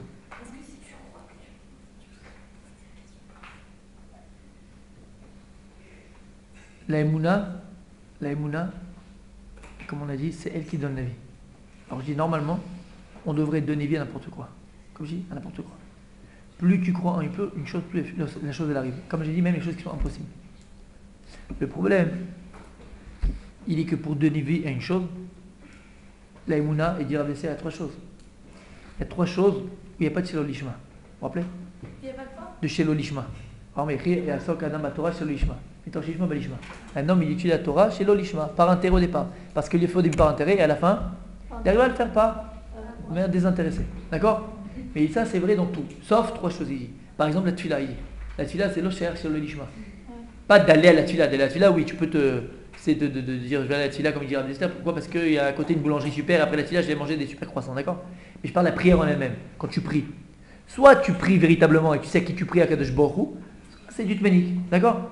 Il n'y a pas de Shelo Lishma dans la tefila. Il dit la teshuva, soit tu fais véritablement une teshuva, soit il n'y a pas de teshuva. Donc, troisième chose, c'est quoi? C'est la Emouna. Soit je crois, soit je ne crois pas. Il n'y a pas je crois à 50%, alors tu ne crois pas. Parce que la Emouna, c'est aussi le émet, c'est pareil. En plus, ces trois choses, ça va avec le émet. Une chose vraie, elle est vraie à 100%. Si une chose est vraie à 99,9%, alors elle est fausse. La vérité, elle est vraie. Donc elle est vraie entièrement. La vérité, elle n'a pas de changement, elle ne connaît pas aussi de limite. Donc une chose vraie, elle est vraie à 100%. La Emouna, c'est à 100%. C'est-à-dire que tu dois croire à la chose, encore une fois, à 100% pour qu'elle arrive. Et donc c'est ça, plus tu vas croire à la chose, plus tu vas être mon cher Rota. C'est pas des fois que je crois à cette chose-là, la chose elle est arrivée tout de suite. Non, ça peut arriver si tu crois à 100% à ce moment-là. Mais des fois, c'est un travail sur soi. Au début, je crois à 20%, 30%, 50%. Je travaille ma Emouna. Jusqu'à que j'arrive à y croire à 100%, alors là, je les fais vraiment venir. Je fais approcher la chose de moi. Si une personne y croit vraiment à 50 ans, que émette à 100% qu'elle pourrait, entre guillemets, enfanter, c'est ce badaï qu'elle pourrait le faire. C'est badaï qu'elle pourrait le faire. La Emouna, elle n'a pas de limite. La Emouna, elle n'a pas de limite. Simplement, nous, puisqu'on est dans un corps, et on est dans un corps qui est limité, parce qu'on a aussi un esprit, et on a un esprit aussi qui est limité, puisqu'il est cartésien, il est logique. Donc c'est très difficile, la Emouna. C'est très difficile, parce que le Satan, le Yetzirah, Amalek, tout ce qu'on vient de voir maintenant, c'est exactement ce qu'il essaye de faire. Nous quoi? Nous éloigner de cette Emouna. Parce qu'il sait que la Emouna, moi je lui dis tout de suite, d'abord elle donne la vie, mais c'est quoi la vie? C'est quoi la vie? Vous savez comment, regardez comme c'est beau, je pensais pas dire ça, mais c'est grâce à vous ça. Écoutez bien. Vous savez comment on appelle au moment où la femme, la maman, elle accouche? La femme, elle accouche. C'est la délivrance. C'est la délivrance. La naissance, c'est la délivrance. Lorsque tu donnes vie en une chose, en vérité, tu délivres. Qu'est-ce que tu délivres? Tu délivres une chose qui était limitée. Le bébé était dans le ventre. Pourquoi appeler ça une délivrance? Ça y est, il est libre. Pareil. Lorsque tu crois en une chose, tu lui donnes la vie. Qu'est-ce que tu fais? Tu la délivres, tu la libères. Tu la libères où? De ton imagination, tu la libères de ton esprit. C'est quoi? Ils disent les Chachamim, c'est quoi la véritable galoute? On en parlera une autre fois parce que c'est pas du tout ce que je vais parler maintenant. Je vais parler encore. On parlera d'autre chose, mais c'est quoi la véritable galoute? C'est quoi la galoute? Galoute Mitzrayim, l'esclavage d'Égypte, l'exil d'Égypte. C'est quoi l'exil en vérité? C'est pas l'exil du corps, c'est l'exil de l'esprit. Il dit, le Balatania, ça met dans Tzmar Tzedek, un des Admourim de Chabad. Il y a plusieurs endroits que c'est ramené comme ça, dans plein d'endroits, que la galoute, la définition de la galoute, c'est galoute à date. C'est quoi? C'est l'exil de l'esprit. Et c'est quoi la Géoula? Géoula Tada, la délivrance de l'esprit. Et c'était quoi le Yesod de Yitzhak Mitzrayim? C'est quoi le Yesod, les fondements de la sortie d'Égypte? C'est quoi? La La Emouna, il dit le Ramban, on l'avait vu ensemble. La Emouna. Parce que c'est la Emouna qui va te permettre de te libérer, de te délivrer. La Emouna, c'est elle qui donne la vie. La Emouna, c'est elle qui amène la délivrance. Quelle délivrance? C'est la délivrance du date. C'est quoi? De l'esprit. Mais là, je termine par rapport à sa question qu'il a posée. Et c'est quoi libérer son esprit? Libérer son esprit cartésien. Notre esprit il est cartésien. C'est quoi cartésien, encore une fois? C'est logique. 1 et 1 font 2. Encore une fois, pour que j'ai ma croûte et que je gagne ma croûte et que je m'apprenne à ça, il faut que je travaille. Et il faut que je fasse 10 ans d'études. Si j'ai pas fait 10 ans d'études, j'ai pas le bac. J'ai pas fait 10 ans d'études. Je suis pas PDG à... Ah, j'ai raté ma vie, quoi.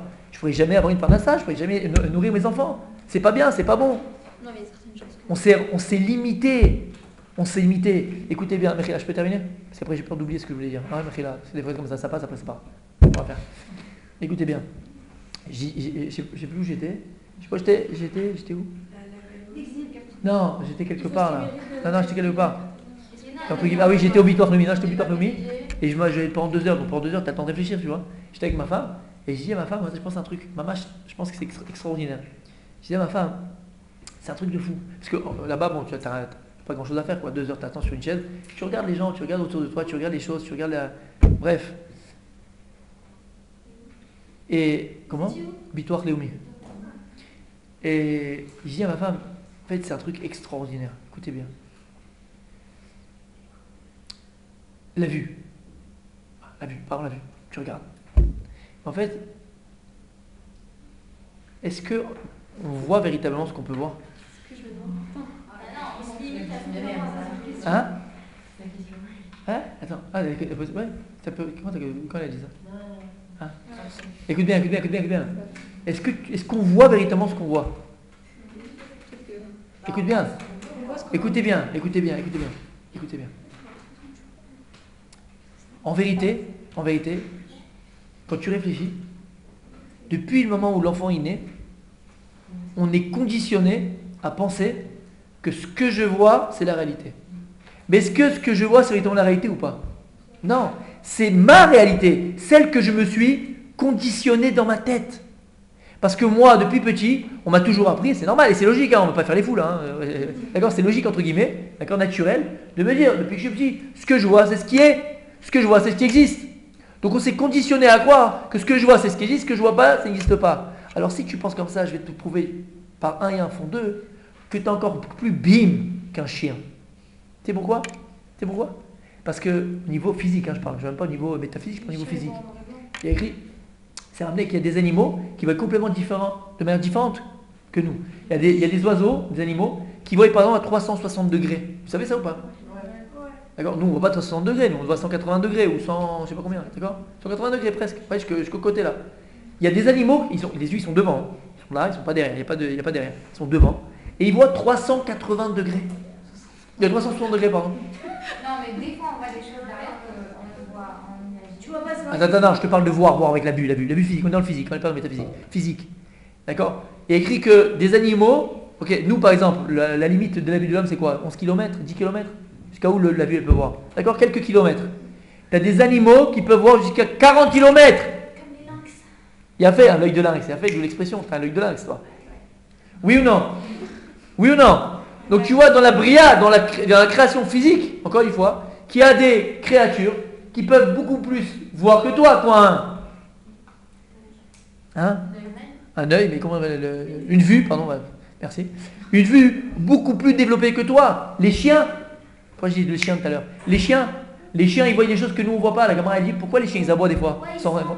Les chiens ils voient les chédim. Ils voient les démons et ils voient le malach hamavet. La Gemara a dit dans Maseret Baba Kama, lorsque les chiens ils aboient, on ne sait pas pourquoi, c'est parce que le malach hamavet il est dans la ville. Il le voit. D'accord? Des fois les chiens il est là et il aboie tout d'un coup, il n'y a personne à côté. Pourquoi? Il voit des chédim, il voit les démons. D'accord? C'est la Gemara qui dit ça. Donc tu vois que le chien il voit des choses que tu ne vois pas. Mais il dit non, il n'y a pas, je ne le vois pas, ça n'existe pas. Mais non. Comprenez bien, on a été conditionné à croire que ce que l'on voit, c'est la réalité. Alors, c'est naturel puisqu'on a grandi comme ça, d'accord? Mais vous vous rendez compte en vérité, je disais à ma femme, en vérité alors, on est en galoute. C'est quoi la galoute? Galoute à date. C'est quoi le galoute à date? C'est que tu prends ton date, ton esprit, Tu prends cet esprit qui en vérité, illimité, parce que l'esprit c'est la Marchava. Et la Marchava, c'est ici qu'on avait dit? Non, c'est avec les deux manières aussi. La Marchava, c'est ce qu'il y a de plus grand en nous. Parce que la Marchava, c'est qu'elle est la Neshama. La Neshama, qu'elle est la Marchava. On a Marchava, Dibur, Maaseh. C'est Neshama, Ruach, Nefesh. Nefesh, Ruach, Neshama. Donc la Neshama, qu'elle est la Marchava, l'esprit. Et la Neshama, elle est illimitée. La Neshama est créée, elle voit d'un bout à l'autre du monde. Et la Marchava, c'est pareil. Par la Marchava, tu peux voir. C'est quoi Ruach HaKodesh? Tu vas voir un tzaddik qui te dit non, fais pas ça, fais ceci, fais cela. Quoi, Stam, il est là, il joue au poker, il joue au bingo. Non, il voit.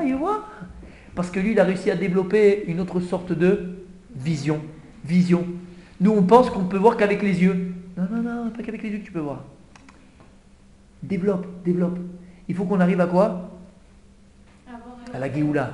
Et ça, la galoute, et ça, la Géoula Tadat. C'est ça, la délivrance de l'esprit. Délivrer notre esprit, ne pas le laisser dans un cocon conditionné.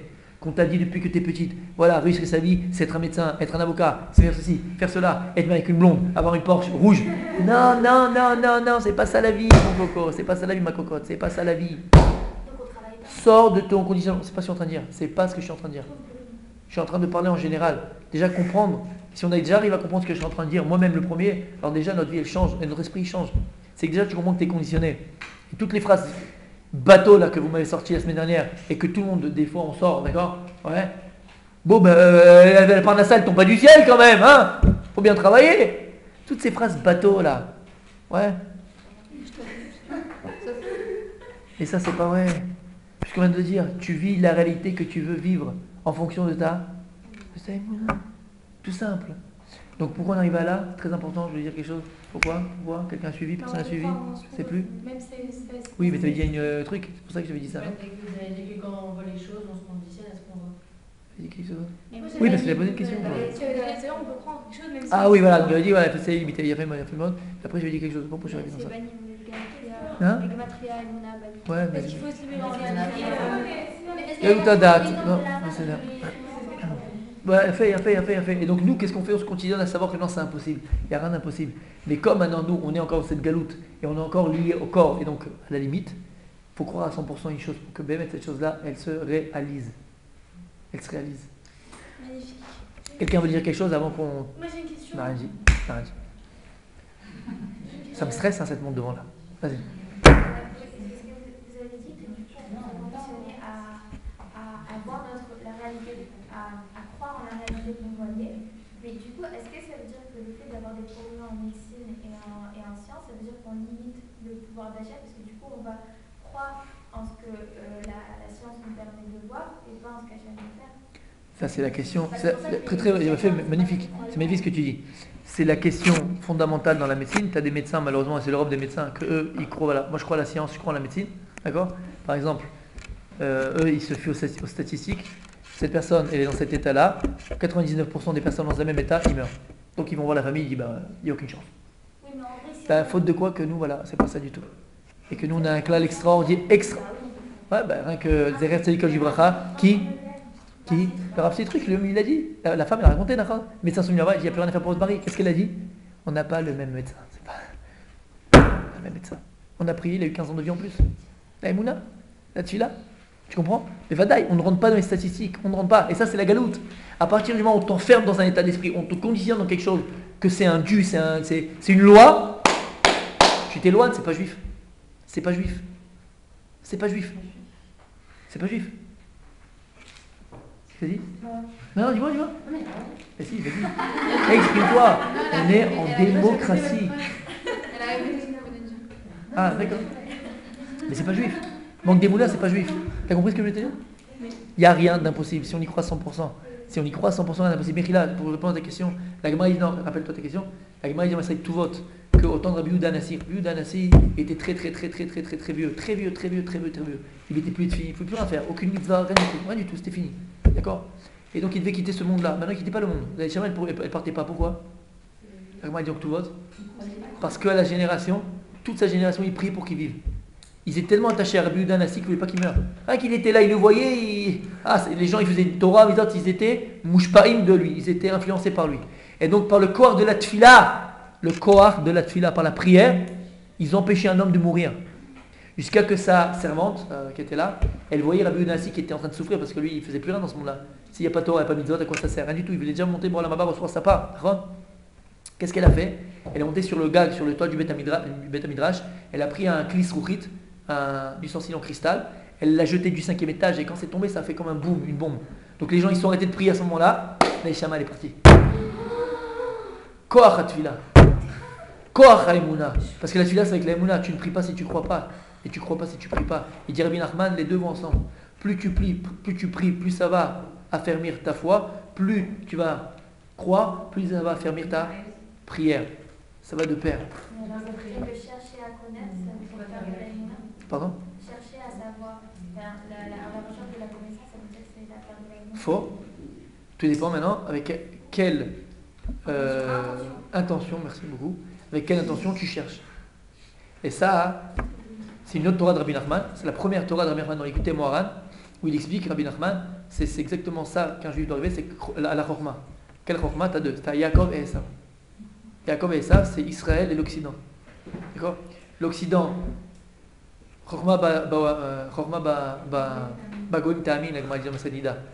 Chorma bagoim ta'amin. L'intelligence dans les goïms, l'intelligence, l'esprit chez les goïms, il faut y croire. Ils ont de l'intelligence. Celui qui dit ouais, les goïms c'est des bêtes, les goïms c'est machin, ça c'est un abruti qui parle, excuse-moi. D'accord? Il y a des gens qui sont très très intelligents, très puissants d'esprit, déroulés. La Gemara te le dit, les gens qui te la Gemara te dit. Chorma bagoim ta'amin, ils ont une chorma. La différence entre la chorma d'Israël et la chorma des goïms, c'est que cette chorma des goïms, la chorma de l'Occident, elle est dans une intention de renier Dieu. C'est-à-dire qu'on va pousser la science, on va aller au bout de la science, bérouler, pour dire qu'en réalité il y a le Big Bang. Et la chorma d'Israël, c'est de dire comment le monde a été construit, comment le monde a été créé, comment le fleur il pousse, comment la médecine, comment le corps de l'homme, comment Dieu il a créé le corps, pour chercher Dieu. Donc en réalité, ce qu'il fait, c'est sur la même chose, la même base, mais c'est l'intention qui va complètement faire bifurquer ces deux chemins. Un, il cherche Dieu, c'est Yaakov. Un, il cherche Darwin, l'homme descend du singe, ça sert à ça. Et c'est aussi un couple finalement, parce que si on a le temps, on en parlera un autre jour. Oui. Moi, je voulais savoir. Ouais, c'est vrai qu'il y a des gens qui ont rien de spécial dans leur vie, qui réussissent très bien, qui sont hyper riches et tout, et d'autres qui ont fait plein d'études et qui ne sont pas riches. Mais n'empêche, les beaux métiers et tout, que t'arrêtes et ils rendent beaucoup d'argent, bah ça donne envie, quoi. Du coup, c'est vraiment un manque d'émouna de vouloir faire un métier, parce qu'on sait que finalement, ça gagne vraiment beaucoup plus. En fait, Pas du tout. Ah, bah voilà. Écoute bien ce que je vais te dire. Bon, c'est pas du tout, j'ai pas fini, j'ai pas parlé. C'est pas grave. Écoute bien, je réponds à vos questions, c'est mieux. Écoute bien. Et dit le Rav Dessler. C'est ramené dans le Nach. On a eu 4 rois. 4 rois qui avaient une très très très très grande émouna. Le Midrash, il les ramène, il les rapporte la plus petite émouna à la plus grande émouna. Alors Mechila, si je me trompe dans les noms, parce que je ne l'ai pas revu depuis très très longtemps, mais il y a le roi Asaph, le roi Yoshaphat, le roi Rizkiyahu et David Amelech. D'accord? Je ne me rappelle plus de l'ordre, Mechila. Ok? Rav Dessler, il ramène, vous pouvez voir dans le Mirtam Eliyahu, je crois que c'est dans le Chelek Dalet, si je ne me trompe pas. Non, il parle de émouna là-bas. Et là-bas, il ramène Rav Dessler, il dit comme ça. Là-bas, le Midrash, il dit que le premier degré, c'était Rizkiyahu Amelech. Pourquoi? Lorsqu'Akadosh Baruch Hu, lorsqu'il y avait les ennemis qui venaient faire la guerre, qu'est-ce qu'il a fait Rizkiyahu Amelech? Il a dit à Akadosh Baruch Hu, il lui a dit voilà, moi Dieu regarde, moi je vais dormir, tu fais la guerre pour moi. Tu fais la guerre pour moi, moi je vais dormir. Top. Hachem il a fait la guerre pour eux, ils ont gagné la guerre. Le deuxième, je ne sais plus si Yoshaphat ou c'est Asaph, un des deux, je ne me rappelle plus, ok? Il a dit à Akadosh Baruch Hu, regarde, moi j'ai pas de quoi de me battre. Moi je vais juste prier, je vais prier et toi tu fais la guerre pour nous. Il a prié, on a gagné la guerre. C'est bon? Troisième plus grand degré des Mouna, hein, c'est qui? Le troisième, il a dit Kadosh Baruch Hu, il a été pris étudier la Torah. Dis-moi, voilà, je peux étudier la Torah. Je peux aller me battre. Toi, tu fais la guerre pour nous. Il a parti étudier. Kadosh Baruch Hu, il a fait la guerre pour eux et ils ont gagné la guerre. Le dernier, c'est David Amelech. Et le plus grand degré des Mouna, qu'est-ce qu'il a fait, David Amelech? Lui, il a dit à Kadosh Baruch Hu, je vais aller me battre. Et il a gagné la guerre. Il dit, Rav Dessler, on comprend pas le Midrash. Ça aurait été l'inverse, non? Celui qui a dit le premier, je vais aller dormir et toi tu fais la guerre pour nous, c'est lui qui a le plus grand degré. C'est Mouna, tu te rends compte? Il dit, moi je vais dormir et tu fais la guerre pour moi et Le deuxième, je dis encore plus. Le troisième, un peu moins. Et le dernier, il est encore moins. David Ameller, il est parti faire la guerre. Il est parti se battre, il a eu besoin d'aller se battre, lui. Oui ou non? Il avait besoin d'aller faire la guerre. Lui, le premier qui est parti dormir, tu comprends les moulins qu'il fait? T'as les ennemis, imagine maintenant à Chamichmor, pas ici, d'accord? T'as des tanks qui arrivent soviétiques, je sais pas d'où, d'accord? 250 000 hommes. Toi, tu vois ça, tu dis, bon, beaucoup, tu sais, moi je vais dormir, tu fais la guerre pour moi. Faut être chaud, mon gars. Non? Ça, vous rigolez là. Non, vous rigolez. Non, c'est l'action. Hein? Elle est partie, et Hachem il fait notre part. Je parle par rapport à la Emouna. Le gars, il est sûr que Dieu, il va le. Il dit, moi je vais dormir, tu fais la guerre pour moi. Non, c'est pas le plus grand degré d'Emouna. Excuse-moi, Bémet, c'est pas logique.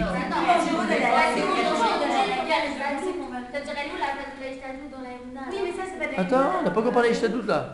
Moi je te parle maintenant de ce cas-là. On te dit non, le plus grand degré c'est David Ameller. Mais là, si un type te dit, regarde, excuse-moi, le type te dit, moi, écoute, moi je suis Yoshev Elomet, je suis là, paf, et Dieu il m'a parlé à ça. Je bouge pas de là. L'autre il dit, je vais aller travailler, je vais faire la panassa. C'est à qui la plus grande émouna? Celui qui est assis et qui étudie, pas celui qui va aller travailler a priori. Ok, mais c'est pareil.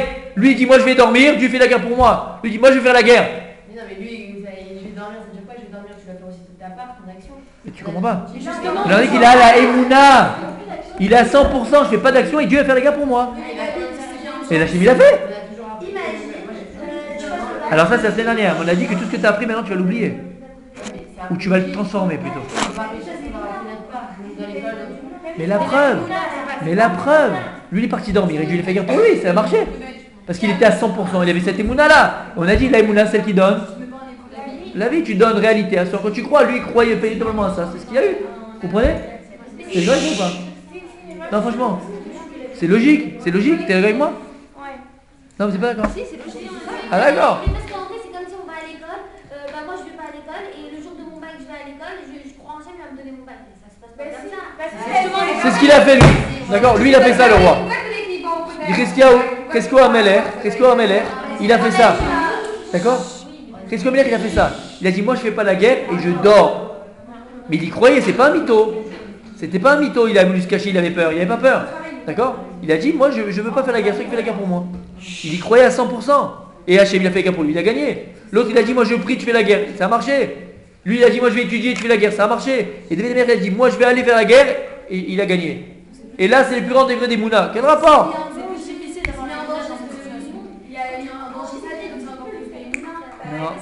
Non, vous savez ce qu'elle a dit? Comment ça s'appelle?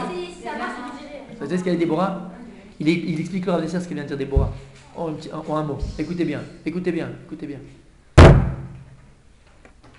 Le plus grand degré des Mouna, c'est pas celui de Chizkiyahu Ameller, qui est déjà à Alvaï qu'on y arrive nous. T'imagines toi comme elle a dit pour le bac. Tu dis, même à 100%, tu sais que tu vas avoir ton diplôme, tu sais que tu vas avoir, t'as rien à faire, tu vas aller. Mais t'es à 100% et t'as reçu ton diplôme. Faut avoir une émouna de fou pour ça. D'accord ou pas? D'accord. Mais maintenant, écoute bien. Ce qu'il a fait Chizkiyahu Ameller, a priori je dis il a le plus grand degré des Mouna, c'est lui, oui ou non? Il dit Rav Dessler, non pas du tout. Ça, Alvaï qu'on y arrive nous déjà. Mais c'est le plus petit degré des Mouna. Le plus grand degré des Mouna c'est David Ameller. David Ameller il était capable de quoi?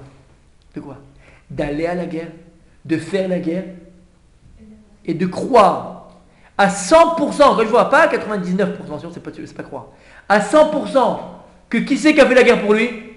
Akadosh Baruch Hu. Alors ça, vas-y, lève-toi pour arriver. Lève-toi le matin pour y arriver. Tu peux pas. Et de croire à 100%, et c'est ce qu'il dit le Chovot HaLevavot. Vous avez étudié un peu le Chovot HaLevavot?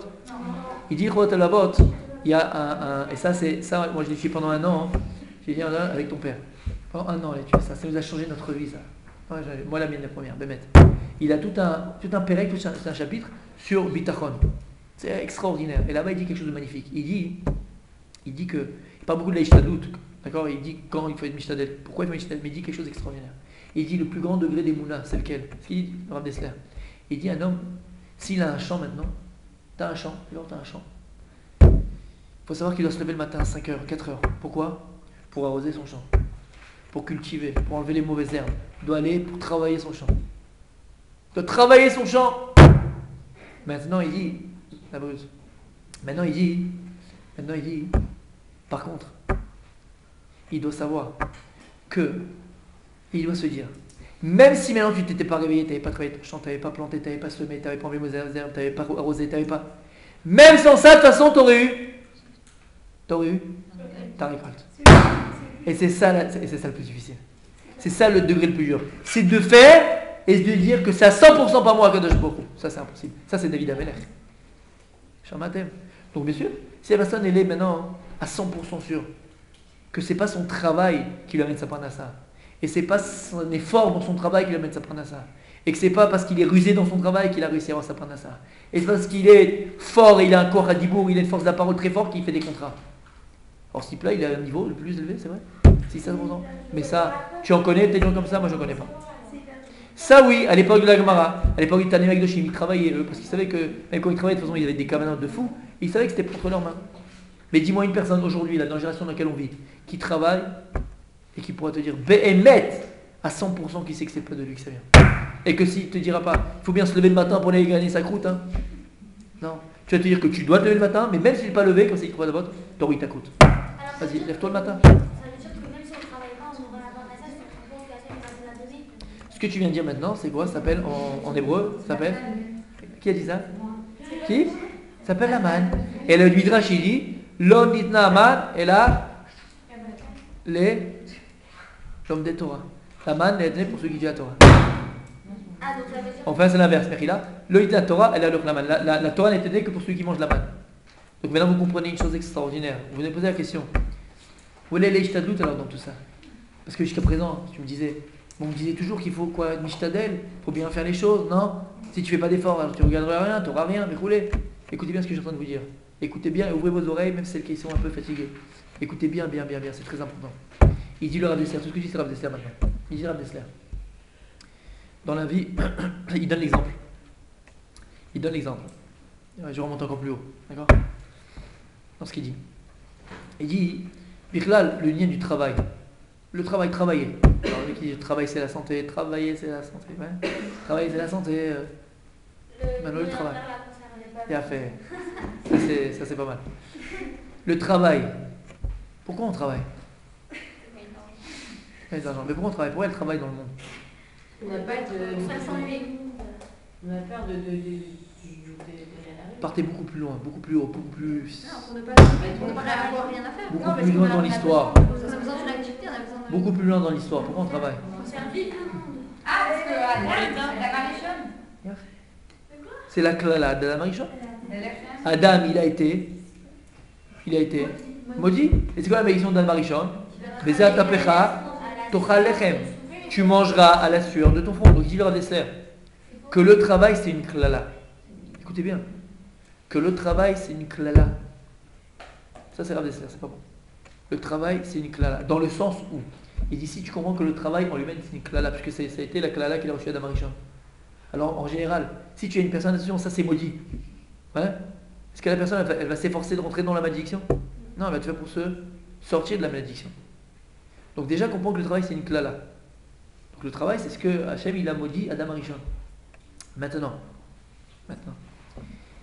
D'un autre côté, alors à partir de ce moment-là, on doit tous travailler, aide mal à la sorte, puisque c'est comme ça que le monde est créé à ce moment-là. Baiser à ta lechem. Oui ou non? Donc faites l'ishtadel, comme on entend très souvent. Adam c'est l'ishtadel, il faut faire des efforts pour arriver, pour venir, l'ishtadlout. Et à Kadosh Baruch Hu pas de naisse si toi tu commences pas. D'accord? Il faut être l'ishtadel, il faut faire l'effort, le premier, toi, l'ishtadlout, on travaille, un diplôme. Et là-bas, il dit le Rav Dessler, la ishtadlout, c'était le frère ou le fils ou le petit-fils ou du Rav Israël Salanter de Salent. Et il dit, lui qu'est-ce qu'il faisait? Tous les semaines il jouait au loto. Il jouait à la loterie. Les Ashkenazim ils peuvent, mais nous c'est un problème. C'est pas radio. Non c'est vrai, c'est pas à moi. Nous le poskim ils interdisent. Mais c'est que 2 par an, non? Pourquoi? Quoi? C'est pas une fois par an. Non, alors il y en a qui disent avec le flash, c'est pas toi. Parce que le problème du loto c'est un problème dans la Torah de Menachesh. C'est comme Menachesh, il y a un issou de Menachesh. Menachesh c'est prévoir l'avenir. On n'a pas voir les astrologues, toutes ces choses-là. Et ça c'est entre guillemets lorsque tu. Parce que, voir dans la halakha, d'accord, dans le poskim à eux, ils expliquent que c'est pas vraiment Menachesh, c'est vraiment pas bon. Mais nous les poskim sfaradim, ils appellent ça Menachesh et donc c'est un problème. À part si vraiment c'est le hasard, tu fais un flash par exemple. Ou bien tu fais pas les numéros, tu fais au hasard les numéros, pas tu fais ta date de naissance, machin. Tu fais au hasard. Bon, il y en a qu'un talis bichlal. On rentre pas dans la fin même. Chacun il demande à son rab et il fera comme son rab le dit. Pourquoi je dis ça? Qu'est-ce que je disais? Ouais, lui il jouait simplement une fois par semaine au loto. Il dit pourquoi? Écoutez bien maintenant, écoutez bien. Alors, comment ça marche la Emouna et la Ishtadout?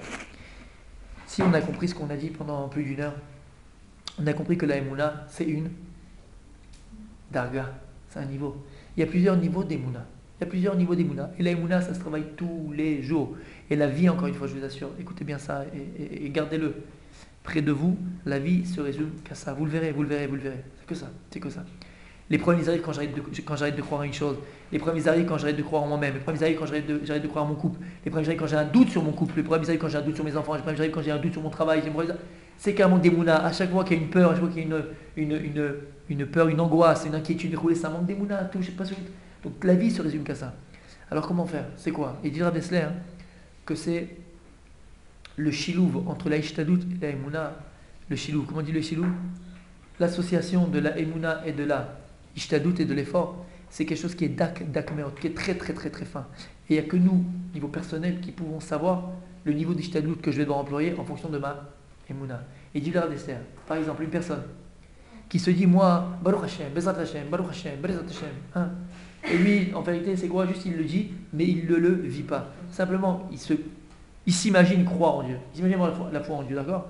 Et d'un autre côté, il va se dire, moi, je crois en Hachem, je suis Hachem, je suis Gomed, j'étudie toute la journée, et Hachem, il pourvoira, d'accord? Mais en vérité, dans le vrai, il n'y croit pas. Il dit, ce type-là, il est en danger, pourquoi? Parce qu'il y a un décalage entre sa Emouna et sa Ishtadout. Donc lui, il ne va pas faire l'Ishtadout qui est en fonction de sa Emouna. Parce que sa Emouna, en vérité, elle est en dessous de sa Ishtadout qu'il devrait accomplir, qu'il devrait avoir. Donc il dit, regardez ça, il est en danger. Parce que lorsqu'il verra que ça ne marche pas, parce que ça ne marche pas comme ça. Si tu crois pas vraiment, ça ne peut pas arriver, ça peut pas. Tu donnes naissance à ce que tu crois, donc si tu ne crois pas, ça ne viendra jamais. Donc en vérité, il viendra que ça ne vient pas. Et si là, à la fin, il va devoir être boire, être allé chez Kadosh Baruch Hu, il va commencer à se plaindre contre Dieu. En vérité, parce que tu n'as pas réussi à faire l'équilibre entre les efforts que tu dois accomplir dans ta vie matérielle et ta Emouna. Pareil, si une personne maintenant, elle est trop mishtadélette par rapport à ça, Emouna, il fait trop d'efforts par rapport à sa Emouna.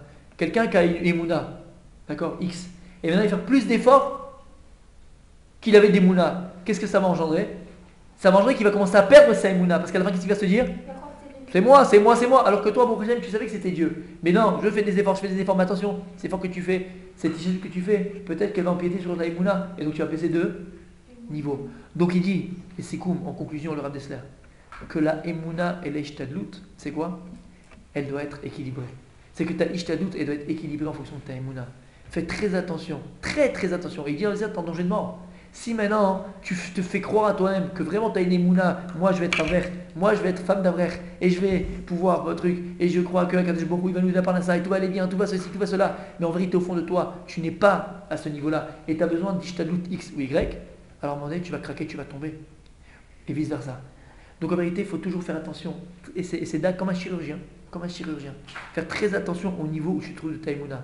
Et ta Ishtadlut doit être toujours au niveau de ta Emouna, équilibrée. Ou sinon, tu es en danger. Mais on comprend bien maintenant que plus ma Emouna elle est élevée, plus mon niveau d'Emouna il est grand, plus ma Ishtadlut elle automatiquement diminue. Et c'est pour ça que vous verrez des gens que Rabbi Shimon Bar Yochai, tiens ici, il mange, pas de problème. Il n'y a plus de problème. Alors tu dis, mais non, c'est pas comme ça qu'on doit faire. Et tous les gens qui viendront vous voir, écoutez bien ce que je vous dis maintenant aussi. Tous ceux qui viendront vous voir, et dans les deux sens, hein. Un, il vous dira, ouais, dans la vie, la Torah, ce qu'elle veut, c'est que tu dis, elle le travail, elle d'avoir casé, un homme il doit travailler, il faut qu'il travaille, il ne faut pas qu'il étudie toute la journée simplement, il faut qu'il étudie, mais il faut qu'il travaille. Ou l'autre dit, non, un homme il doit toujours étudier toute la journée, il ne doit pas travailler. Les deux, c'est des menteurs. Si vous avez compris ce qu'il dit Rav Dessler, les deux, c'est des menteurs. Pourquoi? Chacun de chaque c'est. Il y a fait méot, ça dépend de chacun, ça dépend de son niveau d'Emouna. La Gemara, elle dit, dans la 7 brachot, Marloket Rabbi Shimon et Rabbi Ishmael. Alors comment on explique cette marloquette? Est-ce qu'il faut travailler ou pas? Un il dit, il a fait derech eretz, il a fait du Torah im derech eretz. Et Rabbi Shimon, qu'est-ce qu'il dit? Shimon Bochai? Que Torah! Que Torah! Et la Gemara dit Mechila, Arbe Asuke Rabbi Shimon Bar Yochai Velo Alta Beyadam. Il y a beaucoup qu'on fait comme Rabbi Shimon Bar Yochai à son époque. Il fait que Torah, et ils n'ont pas réussi. Et Arbe Asuke Rabbi Ishmael, Ve'alta Beyadam. Ils ont réussi. Alors, un imbécile, quand il voit cette Gemara, qu'est-ce qu'il dit? C'est écrit Mefourash. Qu'est-ce qu'il faut faire? Il faut étudier et travailler. D'accord? Alors, il utilise travailler et étudier. La Gemara, c'est Limut Torah, Interchet. C'est pas qu'il Interchet Limut. Bon, Limut Torah, après, travail. Agave, entre parenthèses. Donc, faire comme Rabbi Ishmael, le Nefesh HaChaim, c'est un livre qui a été écrit par Reb Chaim Volojin, qui a écrit Nefesh HaChaim. Là-bas, il explique le marloquette. Il dit à des gens de comprendre une chose, que les deux sont marloquettes et de dire non, il faut que travailler. L'autre dit non, il faut que étudier. N'importe quoi. Les deux, ils sont d'accord que le Icar de la vie, c'est quoi? C'est l'Imouda Torah. Simplement, chacun, il a parlé pour lui-même. C'est-à-dire que Rabbi Ishmael, lui, il a vu ce que le Rov Am, ce que la majorité du peuple était capable de faire. Et la majorité du peuple, lui, il faut que pour qu'il soit équilibré, encore une fois, parce que par rapport à ce niveau d'Emouna, il faut qu'il étudie et qu'il travaille. Alors, Alta Beyadam, parce que le Rov du monde, c'est comme ça qu'il pense, c'est comme ça qu'il est. Maintenant, Rabbi Shimon, mais c'est pas qu'il a en marloquette avec Rabbi Shimon, que le Icar c'est pas la Torah. Mais Rabbi Shimon lui te dit que le Icar c'est que la Torah. Vous comprenez? Bien fait. Mais en vérité, il n'y a pas de marloquette. Ça dépend de chacun. Si toi, Behemet, t'as la foi profonde, que Torato Manuto, que ta Torah c'est ton travail, que tu veux être Yoshev Elomed, et que tu veux enseigner après la Torah, et que tu es tombé amoureux de la Torah, et qu'il n'y a rien d'autre que la Torah, et que tu es amoureux de la Torah, et que tu veux faire de la Torah ta vie entière, que ce soit toi en tant que garçon ou toi en tant que fille, et que c'est la maison que tu veux construire, et que tu as une foi complète et parfaite, qu'un Kadosh Baruch Hu, il ne te laissera jamais tomber, et devant un Kadosh Baruch Hu, il n'y a pas plus beau que la Torah, puisque la Torah c'est Dieu lui-même, et qu'un Kadosh Baruch Hu est capable de tout, si on peut se dire ainsi, et il nourrit les fourmis. Alors s'il nourrit les fourmis, toi tu viens utiliser sa Torah, que je ne vais pas te nourrir, il va te laisser de côté. Alors toi démissionnote, mais démissionnote c'est que pour te renforcer. Si tu as cette émouna profonde et parfaite avec Kadosh Baruch Hu, Shlema, alors bien sûr, n'aie pas peur. N'aie pas peur, et va étudier, et marie-toi avec un avraire. Mais si jamais toi tu n'es pas au niveau, et que tu as peur de l'avenir, tu as des doutes, tu ne sais pas, et que tu penses que tu as besoin d'une certaine sécurité financière, matérielle, verroulée, ah ben c'est ce que tu es, c'est pas grave, et c'est pas pour autant que tu as pas raté ta vie comme on a dit, c'est ce que tu es, ben tu verras très bien, tu auras des enfants, Baruch Hashem, des Bnei Torah, une maison de Torah, comme toi tu la construiras. Donc encore une fois, ça ne dépend que de notre propre Emouna, et personne ne pourra prendre notre place et la décision de notre place. Il n'y a que toi qui peux savoir de ce que tu es capable en fonction de ta Emouna. Ne jamais de se mentir, ne pas se mentir dans sa Emouna, pas se mentir, savoir vraiment où on se trouve. Mais la travailler, la Emouna elle se travaille, c'est des niveaux. Plus tu vas travailler ta Emouna, plus tu vas créer une Emouna tellement grande qu'on verra et qu'on le verra dans notre existence, vous verrez Bezrat Hashem.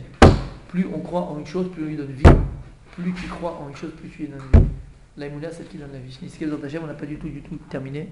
Mais c'est pas grave, tu veux dire quelque chose, je ne vais pas te... Ouais, comment vous expliquez que genre, dans des tas de séminaires en Israël et ailleurs, il faut genre enlever une sorte de bourrage de crâne, des gens en mode Kolelman.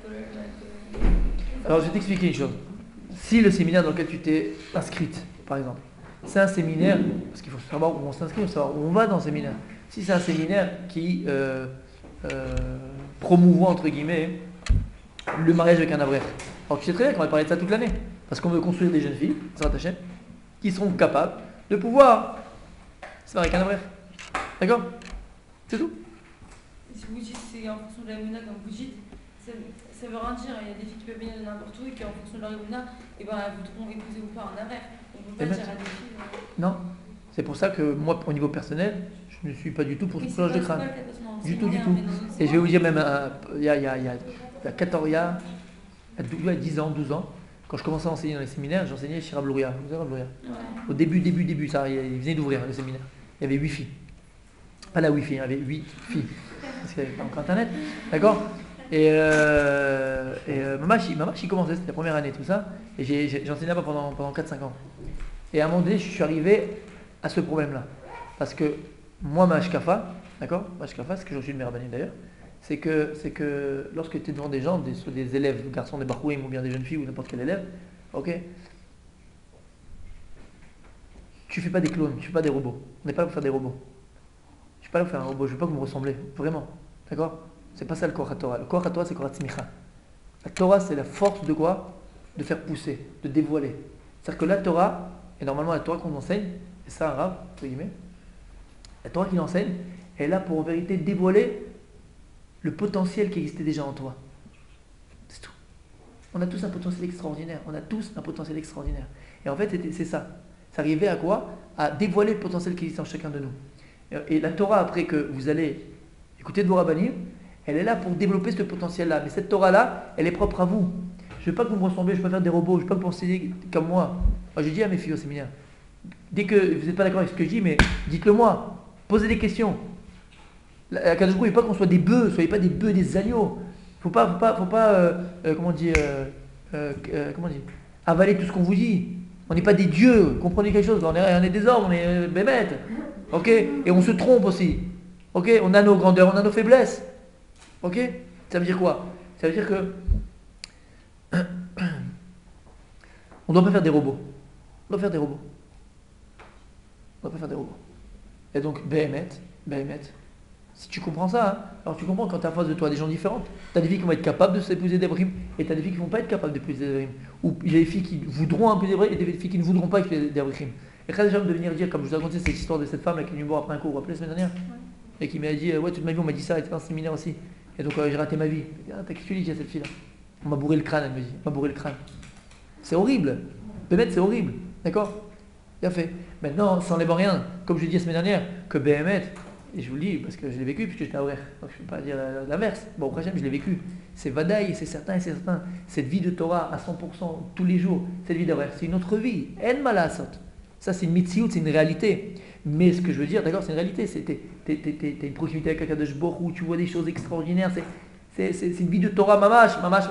C'est différent, c'est Vadaï, c'est différent. Mais c'est pas pour cela que si tu ne t'épouses pas un Aouer, que ta vie elle est fichue, ta vie elle est ratée, chas vécham, tu as une chose pareille. C'est ça que je veux dire. Là, chacun tafkid. T'as compris? Ouais, merci. Pourquoi alors on dit faut cacher le nez si Hachem nous fait quelque chose, par exemple si on est malade, il faut quand même aller chez le médecin et pas juste prier Hachem même si on croit totalement Hachem. Alors ça sera la semaine prochaine. Ok, je peux poser une Parce que c'est la marquette Ramban et Rambam.